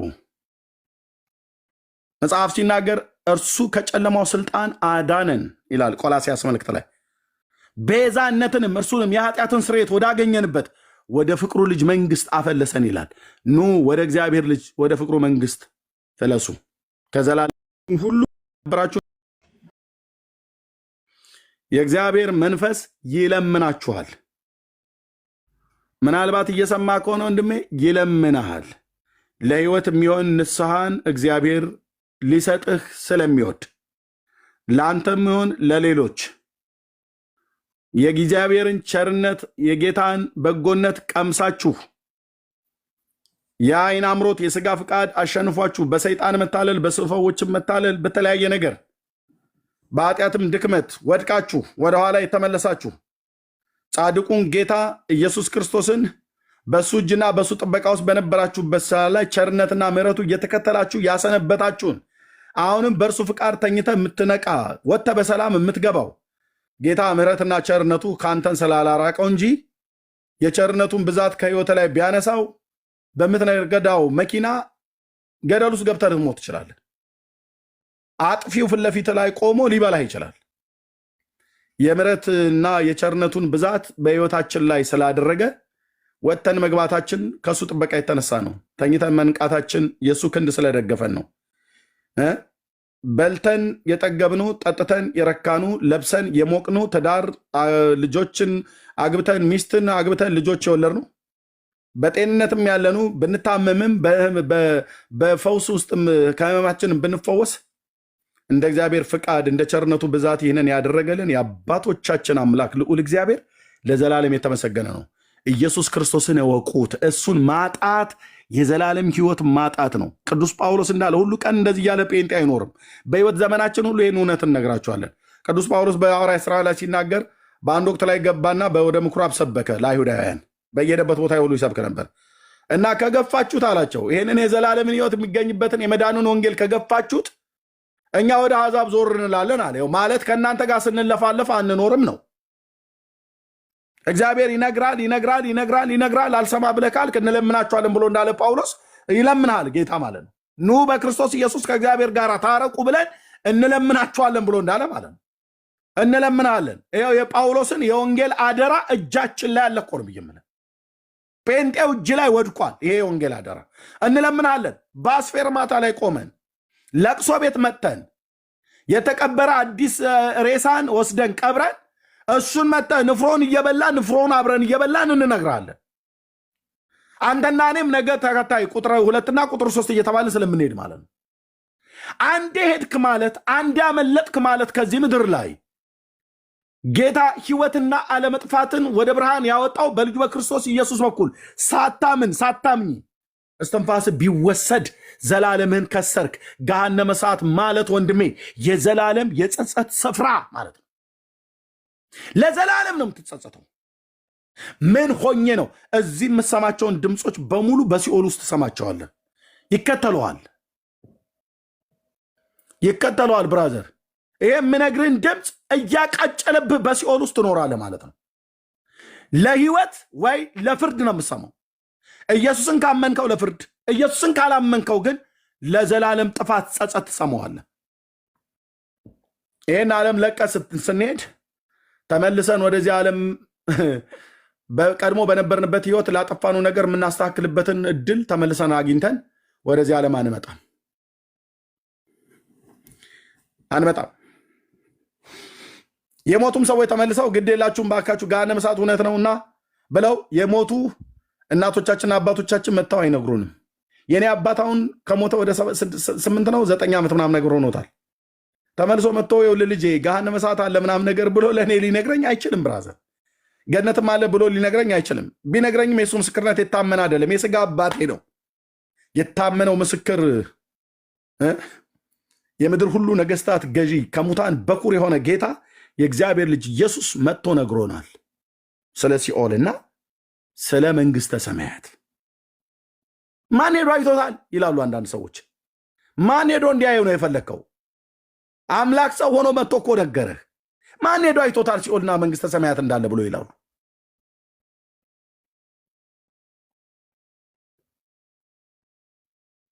ወንድሞቼ ናቶቼ እንዳትሞኙ፣ ኢየሱስ ክርስቶስን አግኙት። ይወድሻል እህቴ፣ ወንድሜ ይወዳል። እቴ ይወደናል። በምን ቃላት እንንገርህ? ይህን ቃል እኔ ቢደክመኝ ፓስተር ታሪኩ ቢቀበል ሌሎች ጌርሳም እየተቀብሎ ዘመናችን ሁሉ ብንሰብከው የማንጨርሰው መውደድ፣ የማይለካ የፍቅር ጥልቀት፣ የማይደረስበት የፍቅር ስፋት ምን ቃላት ይገልጠዋል? ወንድሜ የሰው ልጆች ጨርሰን 8 ነው 7 ቢሊዮን ህዝብ አለ። የሰማይ መላእክት ቁጥራቸው የማይታወቁ እነ ቅዱስ ገብርኤል እነ ቅዱስ ሚካኤል ክንፋቸውን እያማቱ መጥተው ይህን ፍቅር ቢያብራሩት አይጨርሱትም። ቅዱስ ጳውሎስ ሲናገር ስፋትና ርዝመቱ ከፍታውና ጥልቀቱ ከመታወቅ የሚያልፈውን የክርስቶስን ፍቅር ይላል። በዚህ ትልቅ ፍቅር ነው የወደደን። አዎ የወደዳቸውን ኦኬ ኤርሚያስን ወድጀዋለሁ፣ ጠባዩን እያየው መውደዴን እንቀጥላለሁ። የሆነ ቦታ ላይ ጥፍ ካለ እኔም እጥፍላለሁ ብሎ የሚል አይደለም የጌታዬ ፍቅር። ሰው እንደዛ ነው ብሎ የሚለው ፓስተር ታሪኩን እወደዋለሁ ኦኬ እስከተስማማን ድረስ ካልሆነ ግን ምናም ነገር ብሎ እንደሚል አንድ ሰው ማለት ነው። ወይ ኤርሚያስን እወደዋለሁ እንደዚህ ምናም፣ ወይ እኔ ደግሞ የሆነ ሰው እንደዚህ ብዬ ብል የሆነ ምክንያት አለን ብቻ። እግዚአብሔር ግን የወደዳቸውን እስከ መጨረሻው ወደዳቸው ይላል። ባይዘዌ የምትጠፉም ሰዎች ካላችሁ የምጠፋ ብያለም እኔ በራሴ ላይ አልጠፋም። የምትጠፉም ሰዎች ካላችሁ ጌታ እየወደዳችሁ ነው የምትጠፉት። በፍቅር አይኖቹ ሁልጊዜ የሚያየኝ በፍቅር አይኑ እያየህ ሄደ ሲኦል ውስጥ ትማገድበታለህ ማለት ነው። አንድ ቀን ፊቱ ሳይጠቁርብህ እንደውም እየለመነህ ማለት ነው። ልጄ ወይ ተመለስ እያለ መመለስን እየጠበቀ መመለስሽን እየጠበቀ በክፉ አይኑ እንኳን አያይም።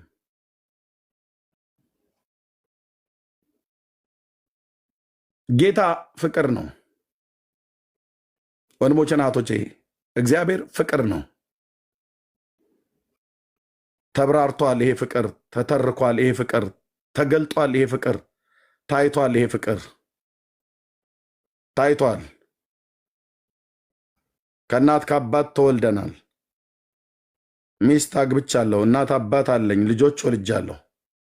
የልጆቼም የሚስቴም የእናቴም የአባቴም የወንድሞቼም የእህቶቼም ፍቅር እዚህ ፍቅር ስር ሁሉ ተደማምሮ አይደርስም። ሁሉ ተደማምሮ እኮ አልኩ አይደርስም። ኢየሱስ ልዩ ነው። የልዩ ልዩ ማለት ነው። እነንተናም ልዩ ናቸው ብለህ በምትለው አይንተን የልዩ ልዩ ሌላ ቃላት ስለጠፋ ማለት ነው። ጌታ ይወደናል። የእግዚአብሔር ልጅ ይወደናል። ወንድሞቼ እናቶቼ፣ ጌታ ያልተቀበላችሁ ሰዎች ብትኖሩ ወደ እርሱ ብትመጡ በደል ኃጢአታችሁን ይቅር ሊላችሁ ከአመፃችሁ ሊምራችሁ የታመነና ጻድቅ የሆነ ጌታ ልጆቹ አድርጎ ሊቀበላችሁ ስማችሁን በሕይወት መጽሐፍ ላይ ሊጽፍ ወደ እኔ የሚመጣውን ከቶ ወደ ውጭ አላወጣውም ብሎ የምሕረት እጆቹ እነዛ ትታር ከደረቅ እንጨት ጋር የተጣበቁ በጣቱ በእጆቹና በእጆቹ መካከል የገባ ቁስልን ዘርግቶ ይለምናል። በእኔም በወንድሞቼ የወንጌል አማኞችና በእህቶቼ አገልግሎት ከጌታ ጋር ታረቁ። ጠላቶቹ ሳለን በልጁ ሞት ታረቅን ብሎ ስላለ በእሱ ሞት ብቻ ነው የምትታረቀው። በማርያም በኩል እግዚአብሔርን አትታረቀውም። መድኃኔዓለም ክርስቶስ ምስክሬ ነው ብዬ ስል በሚካኤል በኩል አትታረቀውም። ተሳስተሃል ነው ብሎ የሚል ቅዱስ ሚካኤል ሄደ ልታረቀው እግዚአብሔርን በሰው በኩል ብትል ተሳስተሃል፣ መታረቂያው መንገድ እንትና ነው፣ ሂድና ኤርሚያስን ስማው ነው የሚል ሚካኤል። እውነቴን ነው የምልህ፣ ሂድና ፓስተር ታሪኩን ስማው ነው ብሎ የሚል ገብርኤልን ከሰማው የመታረቂያው መንገድ። ምክንያቱም እኛንን ወንጌል እንድንሰብክ የተጠራ ነው። ይህም ብዬ ስለ መልአክ ወንጌል ስለማይሰብኩ ቆርኔሌዎስ ቤት ተልኮ የመጣው መልአክ ጸሎቱ እንደተሰማለት መጽዋቱ እንደታሰበለት ከእግዚአብሔር ዘንድ ተልኮ ለዛ ለመቶ አለቃው ነገረው። ምንም እንኳን ጸሎት ቢሰማ መጽዋትም እግዚአብሔር ቢያስብልህ መዳን ያስፈልግሃልና የምትድንበትን ነገር እንዲነግርህ ስምዖን ጴጥሮስን ከባህር ዳርቻ በቁርበት ፋቂው ቤት ተቀምጧልና ከኢዮጴ አስጠራው አለው። የአሁኗ ቴልአቪቭ ማለት ነው። አስጠራውና ሂድና አምጣለው። ቂሳሪያ ከቀርሜሎስ በታች ያለች ሜዲትራኒያን ባህርን ተተግና የተሰራች ከተማ ናት እና እዛው ከአንተ በታች ወደ ታች ወደ አሽኬሎና ብሎ ሲል ወዳለው ቦታ ላይ ሂድና አስጠራው ስምዖን ጴጥሮስን። ለምን? የምትድንበትን ነገር ይነግርሃል አለው።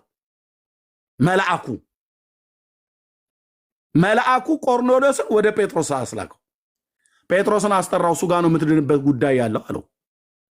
የእግዚአብሔር መልአክን ከሰማ ሂድና ፓስተር ታሪኩን ስማው ነው ብሎ የሚል ጌታ እግዚአብሔር ምስክር ነው አልኩ። ሂድና ኤርሚያስን ስማው ነው ብሎ የሚል ቅዱሳን መላእክትን ከሰማቸው የማንንም ጎፈሬ ልናበጥር እኮ አይደለም የተጠራ ነው። የክርስቶስ ኢየሱስ የወንጌል አገልጋዮች ነን። መልካሙን ምስክር የመሰከሩ አባቶቻችን ሐዋርያት ለሞተልን ለጌታችን ለኢየሱስ ክርስቶስ የትንሣኤው ምስክር ሆነው ነው ያድናል ብለው ነው ሰብከው ያለፉት። ተራውኛ እጅ ላይ ደርሷል።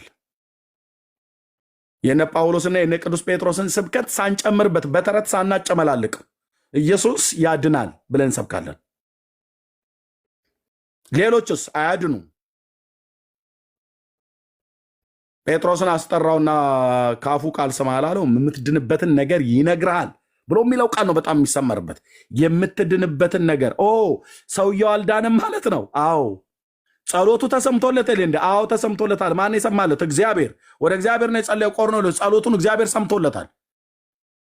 መጽዋዕቱንም እግዚአብሔር ተቀብሎለታል። መጽዋዕትንም ቢቀበልልህ ጸሎትንም ቢሰማልህ እግዚአብሔር መዳንን ግን አላገኘህም። ብራዘር እዛ ጋ እንዳትቆም፣ እዛ ጋ ግን እንዳትቆም። ጸሎቴን ሰምቶኛል፣ ስለቴን ሰምቶኛል ብለህ ብትል አዎ ይሰማል እግዚአብሔር። የፍጥረቱን ሁሉ ጸሎት ስለሚሰማ ስጋ ሁሉ ጸሎትን ወደምትሰማ ወደ አንተ ይመጣል እንዳለ ማለት ነው። ሰማ ማለት የዘላለም ሕይወት አገኘ ማለት አይደለም። የዘላለም ሕይወት ቀብቶ በላከው በልጁ በክርስቶስ ኢየሱስ ስታምን ትድናለህ።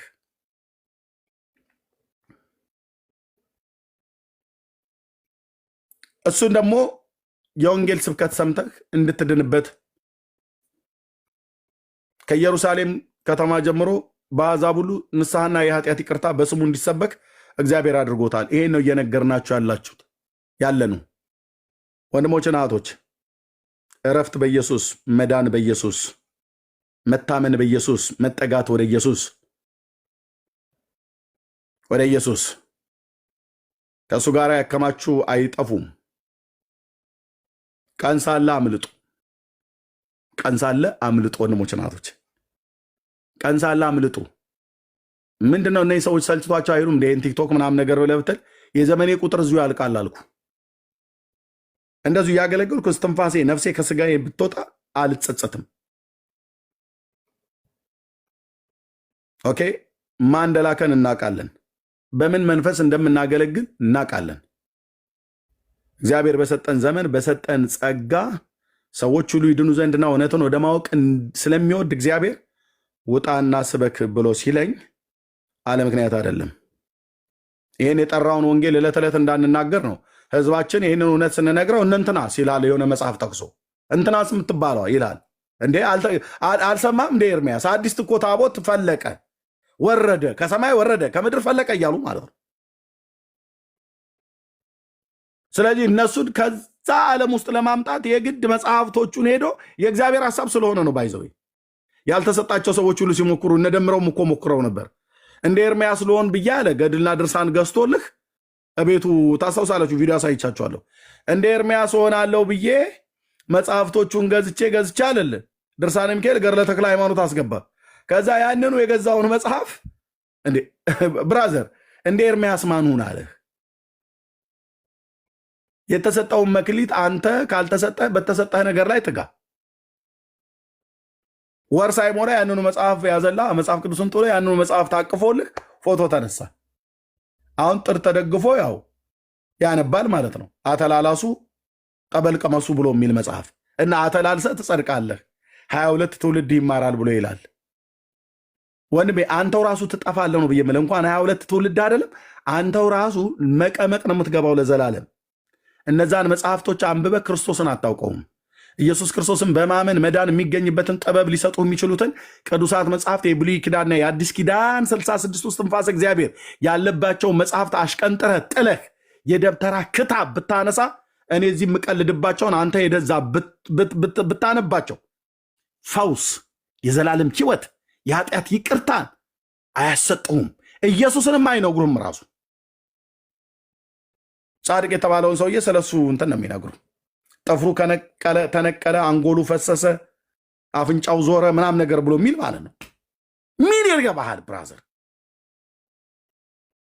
የእግዚአብሔር ልጅ እዚህ ውዱ ጌታ ቀራንዮ መስቀል ላይ ተሰቅሎ ኤዲያ ትላለች የኔ አያት። እውነቷን እኮ ነው። አንዱ ወንድ ጀግናው የይሁዳ አንበሳ እያለ እዚህ አዳኙ እዚህ ቆሞ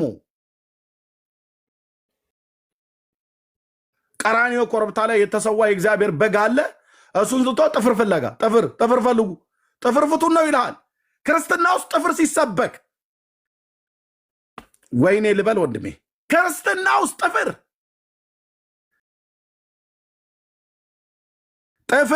ፍቱን ነው። ጥፍራቸው ጥፍር ፍለጋ ገዳም ለገዳም ችኳንታ ተከራይቶ ባንዲራ ለጥፎ ሆያል ያገሬ ገበሬ።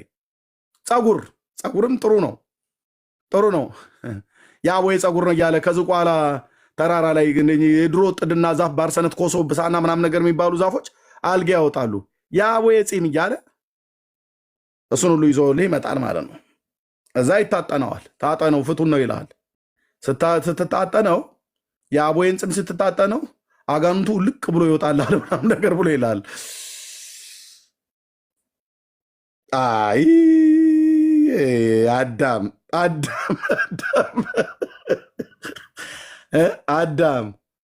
አዳም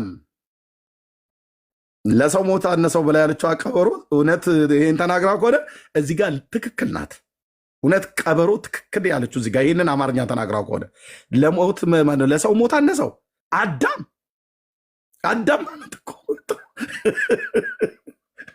አቤት የእንጨት ቅርፊት እየታጠንክ እኔ ለምን ግዛዋና ቀበርቾ ምናምን ጎማ ለምን አላደርግልህም? አያቴ ጎማ ስታጨሳ አቅ ነበር እኔ ገጠር እባብ ያሸሻል እያለች ማለት ነው። እሱን ሁሉ ለምን አያጥኑም? ሚጥሚጣም ትድስት አድርገው በቁርበት አፍነው ማለት ነው። በዛው ትጭራለህ እንጂ የዘላለምን ሕይወት ታጥነህ አታገኝም ነው ብዬ የምልህ። የዘላለም ሕይወት የእግዚአብሔር ልጅ ትከሻ ላይ ነው ያለው። ሰይጣን ግን እንዴት ጢባ ጢቤ እንደሚጫወትብን እንደነበር ሃይማኖት ቤት ውስጥ ሆነን የአቦዬ ጢም ነው ይልሃል። ጥፍር ያው እንግዲህ የዘራ ብሩክ ጥፍራቸው ብሎ ሰባኪ ይታይ ኤርሚያስ አሁን ጥፍር ጌታዬ ኢየሱስ በእውነት እንዲህ አይነት የረከሰ ቦታ እንዳልገኝ የዘመኔ ቁጥር አጭር ይሁን በእውነት አሁን በእኔ ያምራል ጥፍር ብሰብክ ወገኖቼ። የእሳቸው ጥፍርና ከአገጫቸው ላይ የተላጨ ፀጉር ፍቱን ነው ብዬ ብላውን አሁን በመድኃኒዓለም በእኔ ያምራል። አቤቱ ጌታዬ የእግዚአብሔር ልጅ እንደመጣ እውነተኛ የሆነውን እናውቅ ዘንድ ልቦና እንደሰጠን እናውቃለን ይላል። ይህንኑ የገባኝን እውነት እንዳውቅ ልቦና የሰጠህን ጌታ ወደ ቀልቤ ወደ ልቦናዬ መለስከኝ። የአገሬ ገበሬ እንደሚል ወደ ቀልቡ ተመልሷል ብሎ ይላል። አየህ፣ ወደ ልብ ስትመለስ የእግዚአብሔር የሆነውና ያልሆነውን የምንድንበትና የማንድንበትን የሚያጠፋንና የሚያድነንን ለይተህ ታውቃለህ ማለት ነው።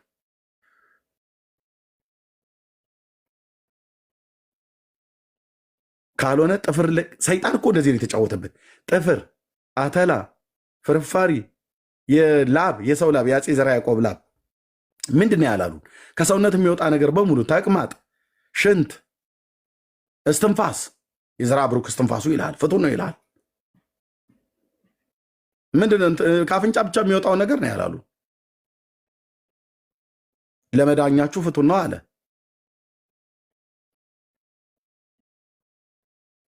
ቆሻሻ ነገር በሙሉ ያድናል ተብሎ ያጸድቃል ተብሎ ማለት ነው። አተላ፣ እጣቢ አሳይቻችኋለሁ። እጣቢ አተላ ያለውን በምላሱ ይላስ ይልሃል። በምላሱ ልሰው ደግሞ ሌላኛው እንትን ካለ ትንሽ በቅጠል ነገር አድርገው ጋኑን ይጠቡት ይላል። ከዛ እጣቢውን የጠጡ ይድናሉ ይላል። መድኃኔ ዓለም ክርስቶስ ምስክር። አንተ ሰው እየሰማኝ ነው? አንቺ እየሰማሽ ነው? ነይ ኢየሱስ ጋር ከጣቢ ከተላውም ከተቅማጡም ከፍርፋሪውም ከፀጉሩም ከጥፍሩም ከምንም አምልጥ። ና በጉን ልበሰው ክርስቶስን። ና የበጉን ስጋ ብላ ክርስቶስን። ና የበጉን ደም ጠጣ ክርስቶስን። ማለት በእምነት ተቀበለው። በእምነት ስትቀበለው ለዘላለም አትጠማም። በእምነት ስትቀበለው ለዘላለም አትራብም። በእምነት ስትቀበለው ሀፍረቴ እንዳይታይ የለበስኩት የጽድቅ ሸማዬ ነው ኢየሱስ። ወይ የኔ ጌታ ለዘላለም ስም ይባረክ። የጽድቅ ሸማዬ ነው ኢየሱስ። የጽድቅ ሸማችን ነው ኢየሱስ። አዳም እንዳገለደመው አይነት ቅጠል የማይደርቅ ፀሐይ መቶት የማይደርቅ የማይጠወልግ ከፍጥረት ዓለም ጀምሮ በታረደው በግ መጽሐፍ ስሞቻቸው የተጻፉ ተብሎ እንደተጻፈ የእግዚአብሔር ልጅ የጽድቅ ሸማችን ሀፍረቴ እንዳይታይ የለበስኩት የጽድቅ ልብሴ፣ የጽድቅ ልብስህ፣ የጽድቅ ልብሳችን የወንጌል አማኞች አውልቀን የማንጥለው የማንቀይረው በላው ላይ የማንደርብበት ቡትቶና ድሪቶ ላው ላይ አልደርብበትም። አንተ የኢየሱስ ክርስቶስ ጽድቅ፣ ኦ ሃሌሉያ! የኢየሱስ ክርስቶስ የማዳን ጽድቅ ላው ላይ አይደረብበትም። ካኔቴራ ለብሼ ሸሚዝ በላው ላይ በሸሚዙ ላይ ኮት ምናምን ነገር እንደምንደርብበት ኢየሱስን ለብሼ ተክለ ሃይማኖትን ላው ላይ አልደርብበት። ዞር በል ዞር በል። ኢየሱስን ለብሼ እንትና የምትባል አዲስ ታቦት ምናምን ነገር የእሷ በረከቷ አይደርብብል እላው ላይ አልለጣጥፍበትም ስልህ አይለጣጠፍበትም። ነውር ነው፣ አይመጥነውም። የለበስኩትን ጽድቅ ብታቅ የእንትና በረከቷ የእንትና በረከታቸው ብላ አትለኝም። ሰው ምን በረከት አለውና? ያዕቆብ በመልእክቱ ላይ ሲናገር እናገራለሁ በጌታ መንፈስ። ያዕቆብ በመልእክቱ ላይ ሲናገር በጎ ስጦታ ፍጹም በረከት ከሰማያት ከብርሃናት አባት ይወርዳሉ ነው ብሎ ያለው።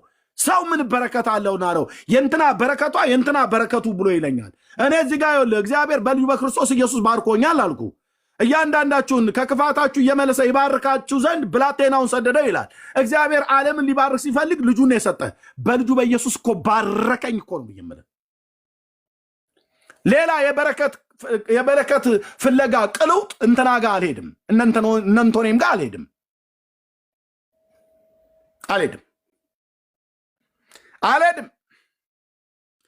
አናደድኩህ፣ ክብር ለመንፈስ ቅዱስ ይሁን። አልሄድም።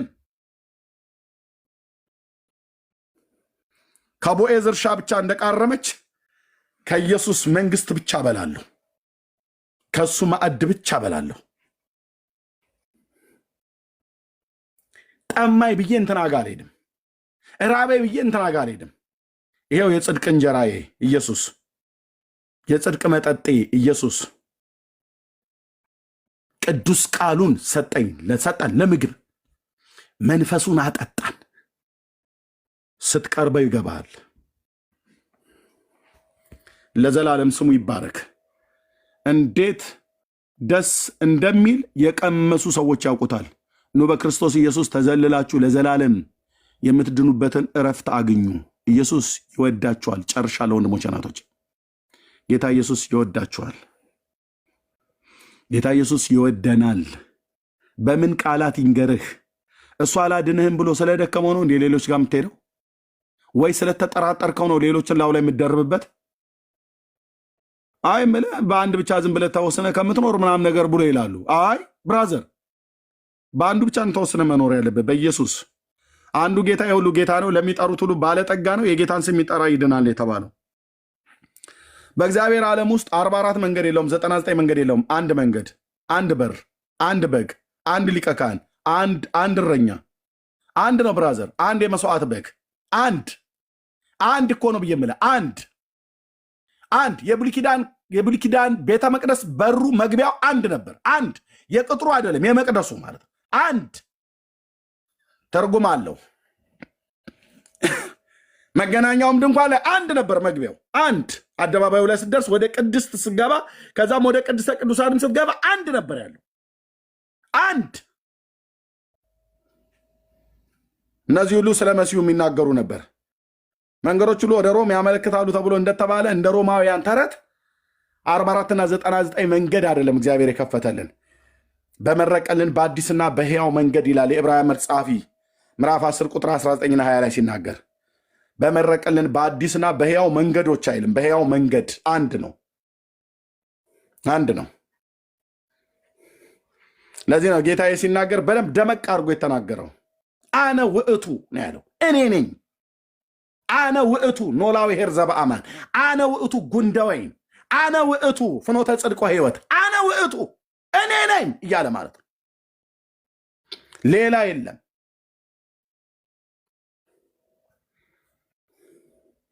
ሌላ መዳረሻ መንገድ፣ መግቢያ በር፣ የመዳን ሕይወት የለም። በእግዚአብሔር ዓለም ውስጥ ፈልጉ፣ በላይ በሰማይ በታች በምድር በመላእክት ዓለም በሰው ልጆች ታሪክ ውስጥ በሁለቱም ኪዳናት ታናክን፣ ቶራን፣ ክትቪም፣ ነቢም እንደዚሁም ወንጌሉና መልእክታትን ራዩን አንብብ። ሁላቸው ስለ እግዚአብሔር ልጅ ነው የመሰክሩት። ቅዱስ እግዚአብሔር አብ አባቱ ጋር ብትሄድ የምወደው ልጅ እርሱ ነውና እሱ ስሙት ብለዋል። መንፈስ ቅዱስ ጋር ብትመጣ በእርግብ አምሳል ሆኖ በላዩ ላይ ወረደበት፣ ምስክርነቱን ሰጠ። ታላቁ ነቢይ በዮርዳኖስ ሆኖ እዛ ለነበሩ ሰዎች እነሆ የዓለምን ኃጢአት የሚያስወግድ የእግዚአብሔር በግ ብሎ ወደሱ ጠቆመ። እናቱ ማርያም ጋር ገሊላ ቃና ብትሄድ እርሱ የሚላችሁን አድርጉ ትላለች። ቆይሲ ጴጥሮስና ያዕቆብና ጴጥሮስና ጳውሎስ ጋር ሄጄ ልጠይቃቸው ብለህ ብትል መዳን በሌላ በማንም የለም ነግሬሃለሁ ይልሃል ጴጥሮስ ይሆናል ስምዖን። ጳውሎስ ጋር ብንሄድ አይሁድ ምልክትን ይሻሉ፣ የግሪክ ሰዎች ጥበብን ይሻሉ፣ እኛ ግን የተሰቀለውን ክርስቶስን እንሰብካለን ብሎ ይላል።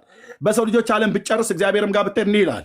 አይቆ የቀሩት መላእክት ናቸው። መላእክት ጋር ሄጄ ገብርኤልን ቆይ ልጠይቀው፣ ገብርኤልን ልጠይቀውና እውነቱን አውቃለሁ ብለህ ብትል መድኃኒት ክርስቶስ ጌታ የሆነ በቤተልሔም በኤፍራታ ተወልዷል ይላል። አይዞህ የምስራች ይላል። ምስር ብላ ገብርኤል አትለው፣ ለሕዝቡ የሚሆን ታላቅ የምስራች እነግራችኋለን ብሏል። ነግሮናል። ማሳበቢያ የለም። ከመልአኩ ጋር ብዙ የሰማይ ሰራዊት ነበሩ። ዝማሬስ አይ ዝማሬ እንግዲህ ለሱም ለሷም አልተባለም። እዚህ ድረስ መተን ለእናትየው ምንም ነገር አንዘምርም እንዴ አላሉም። የአላፋት ዝማሬ ብለህ አንዴ ለክርስቶስ አንዴ ለፍጡር ስታንበጫርቁ ነበር ኦርቶዶክሳውያን።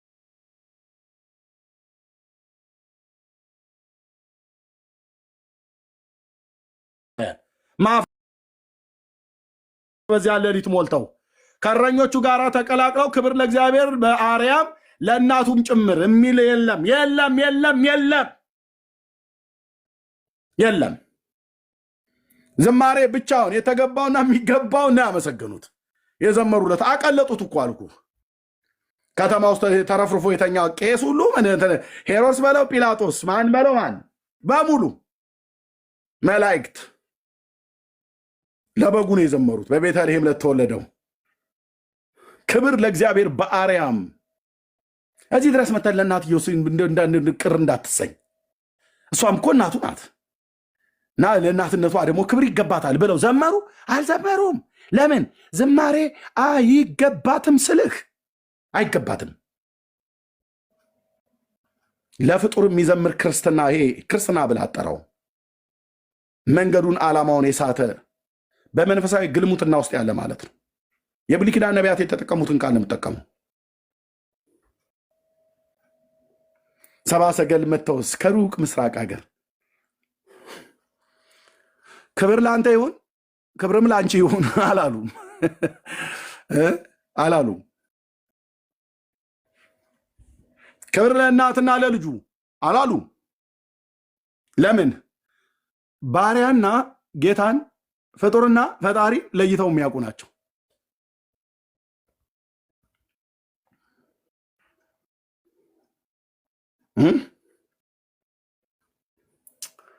ግልጽ ነው። እንዲህ ስምር አድርገው ነው የጻፉት። መጥተው እናታችን እመቤታችን እግዝእትነ ማርያም አቁራሪተ መዓት ምናምን ነገር ብላችሁ እንደምትሉት የቱ ጋ ነው መዓት ስታቆር ያያችሁት? አቁራሪተ መዓት መዓትን የምታረቅ አላሉም። የቱ ጋ ነው ስታቆር ያያችሁት? ምሕረትን በሰው ልጆችም ላይ ቁጣውንም ሊገልጥ ከፈለገ በሰው ልጆች ላይ ከፈለገ በቅጽበት ዓይን ምድርና ሞላዋን በውስጥ ያሉትን ማጥፋት መብቱ ነው። ለምን እንዲህ ታደርጋለህ ተብሎ አይጠየቅም። በሰማይና በምድር እንደ ፍቃዱ የወደደውን ያደርጋል ይላል ዳንኤል። ምን ታደርጋለህ ብሎ ሊጠይቀው እጁንም ሊከለክል የሚችል ማንም የለም ይላል።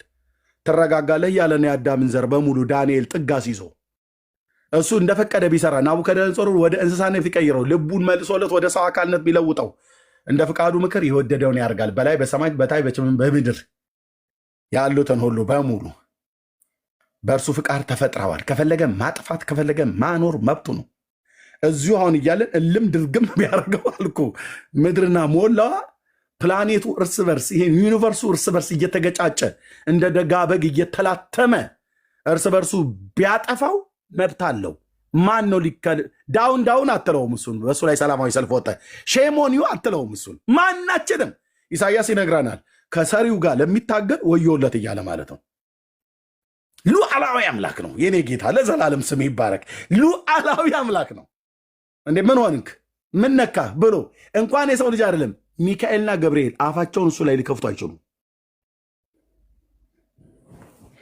የወደደውን ያከብራል፣ የወደደውን ያዋርዳል። ነገርኩ እኮ አልኩ ወንድምዬ፣ ነገርኩ። ከፈለገ ከአመድ ከትቢያ አንስቶ ከፍ ያደርጋል፣ ከፈለገ ከተቀመጥክበት ማማ ላይ ይፈጠፍጥሃል አልኩ። እምቦጭ ነው የሚያደርግ አውርዶ ማለት ነው። ከዛ ዝምባብ ሆነ ትቀራለህ። ከፈለገም ይገላል፣ ከፈለገም በሕይወት ያኖራል። ሉዓላዊ አምላክ ነው።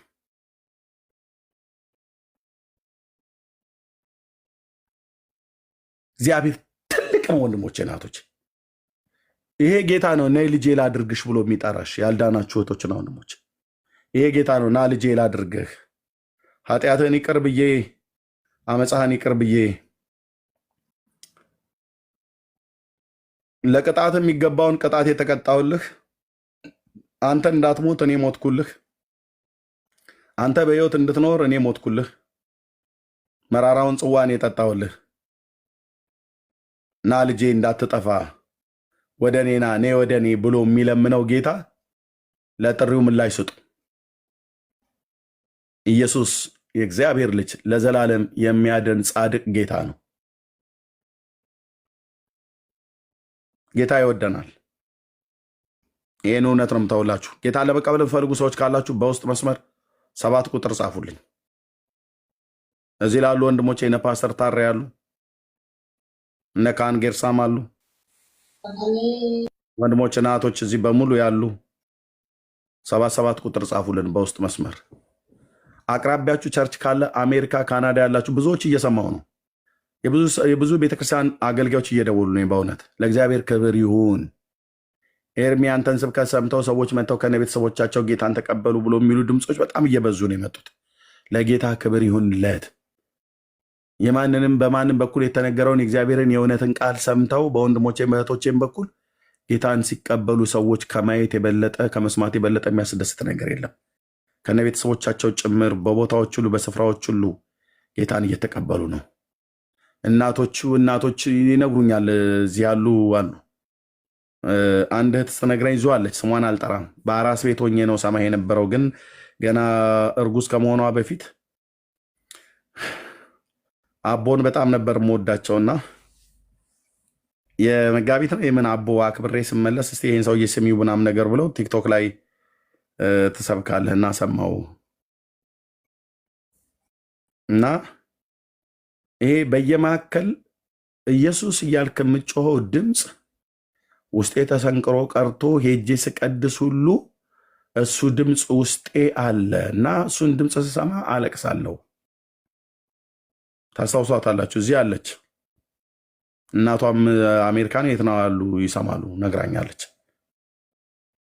ይሄ በየመካከል ኢየሱስ እያልክ የምጮኸው ጩኸት ውስጤ ተተከለብኝ። እያስቀደስኩ ውስጤን በቃ ይረብሻው ነበር። እንባዬ ይመጣል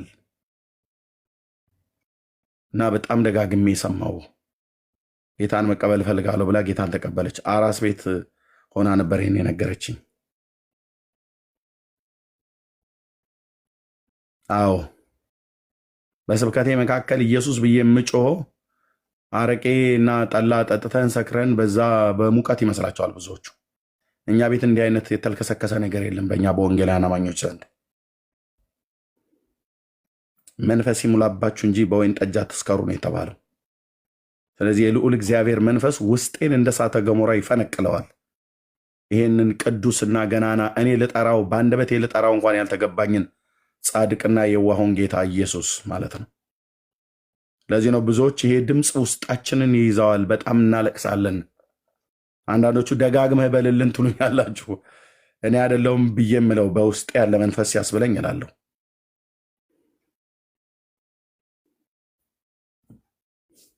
የልዑል እግዚአብሔር መንፈስ እሱን ሊያከብረው ማለት ነው። ድምፄን ከፍ አድርጌ ስለ ጮኩት አይደለም። ኢየሱስ ብዬ ድምፄን አቅልዬ እንኳን እንደዚህ ዝግ አድርጌ እንኳን ብጠራው በእውነት ስለጠራሁት ስሙ ላይ ነው ኃይሉ ያለው፣ የኔ ድምፅ ላይ አይደለም። ለእግዚአብሔር ክብር ይሁን። ጌታ ኢየሱስ ይወደናል። እንደዚህ ላለሁ በእውነት የእስራኤል አምላክ የጴንጤዎች አምላክ ለዘላለም ቅዱስ ስምህ ከፀሐይ መውጫ እስከ መጥለቂያው ድረስ የተመሰገነ ይሁን። እንደዚህ ብዬ ላለሁ ደግሜ ሁሌ ነው ማለት የጀመርኩት የጴንጤዎችና የእስራኤል አምላክ የእስራኤል አምላክ እውነተኛው አምላክ ስለሆነ ያ እውነተኛው አምላክ የጴንጤዎቹ አምላክ ሆኖ ስላገኘሁት ሰውን ለማናደድ ብዬ አይደለም ይህን የምናገረው። ልቤን ያውቃል እግዚአብሔር። መገኘቱ በሔዋን ጉባኤ መካከል በጉባኤ ውስጥ ቁጭ ብዬ ሲያስተምሩ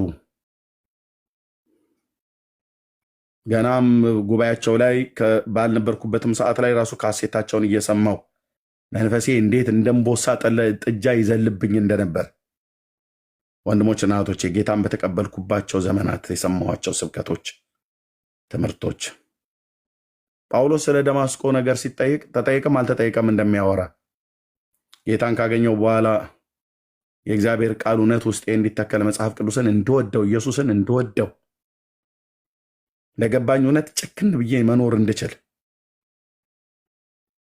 የሶስት አገልጋዮች ትምህርት ደጋግሜ ካሴታቸውን በመስማት ስብከቱን መልሼ መስበክ እስከምችል ድረስ ማለት ነው። ውስጤ የፈጠረብኝ ነገር ወንድሞችና እህቶች ኦ ሎርድ ለዘላለም ስም ይባረክ። ያን ስብከት ስሰማው እንዴት ውስጤ እንደሚቃጠልብኝ አልኳችሁ።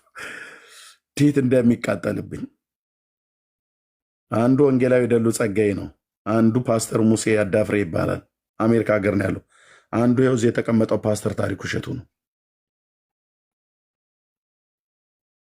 ስብከታቸውን ስሰማ ለጌታ መኖር እና ጨክኖ መኖር ከኖርክም መኖር መሞትም መሞት ብሎ የሚለው ማለት ነው። ይሄ ወለም ዘለም ያላለ አቋም ያለው ትውልድ ኦ ሎርድ የኔ ጌታ ስም ይባረክ። ውስጤ ነው አልኩ ተቀርጾ የቀረው ይሄ መንፈስን የምትካፈልበት ስብከት አለ አይደል? ትምህርት አለ አይደል? ጸጋን የምትካፈልበት ትምህርት ማለት ነው።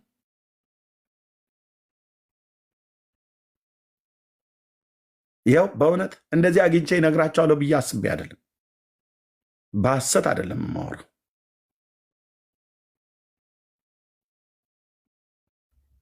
ማን ነው ደግሞ ይሄኛው ሰውዬ ብዬ ማለት ነው። ስንት ሰው አንድ ሰው አለ ብሎ የሚል ስብከቱን የፓስተር ታሪኩን ሰምቶ ያውቃል?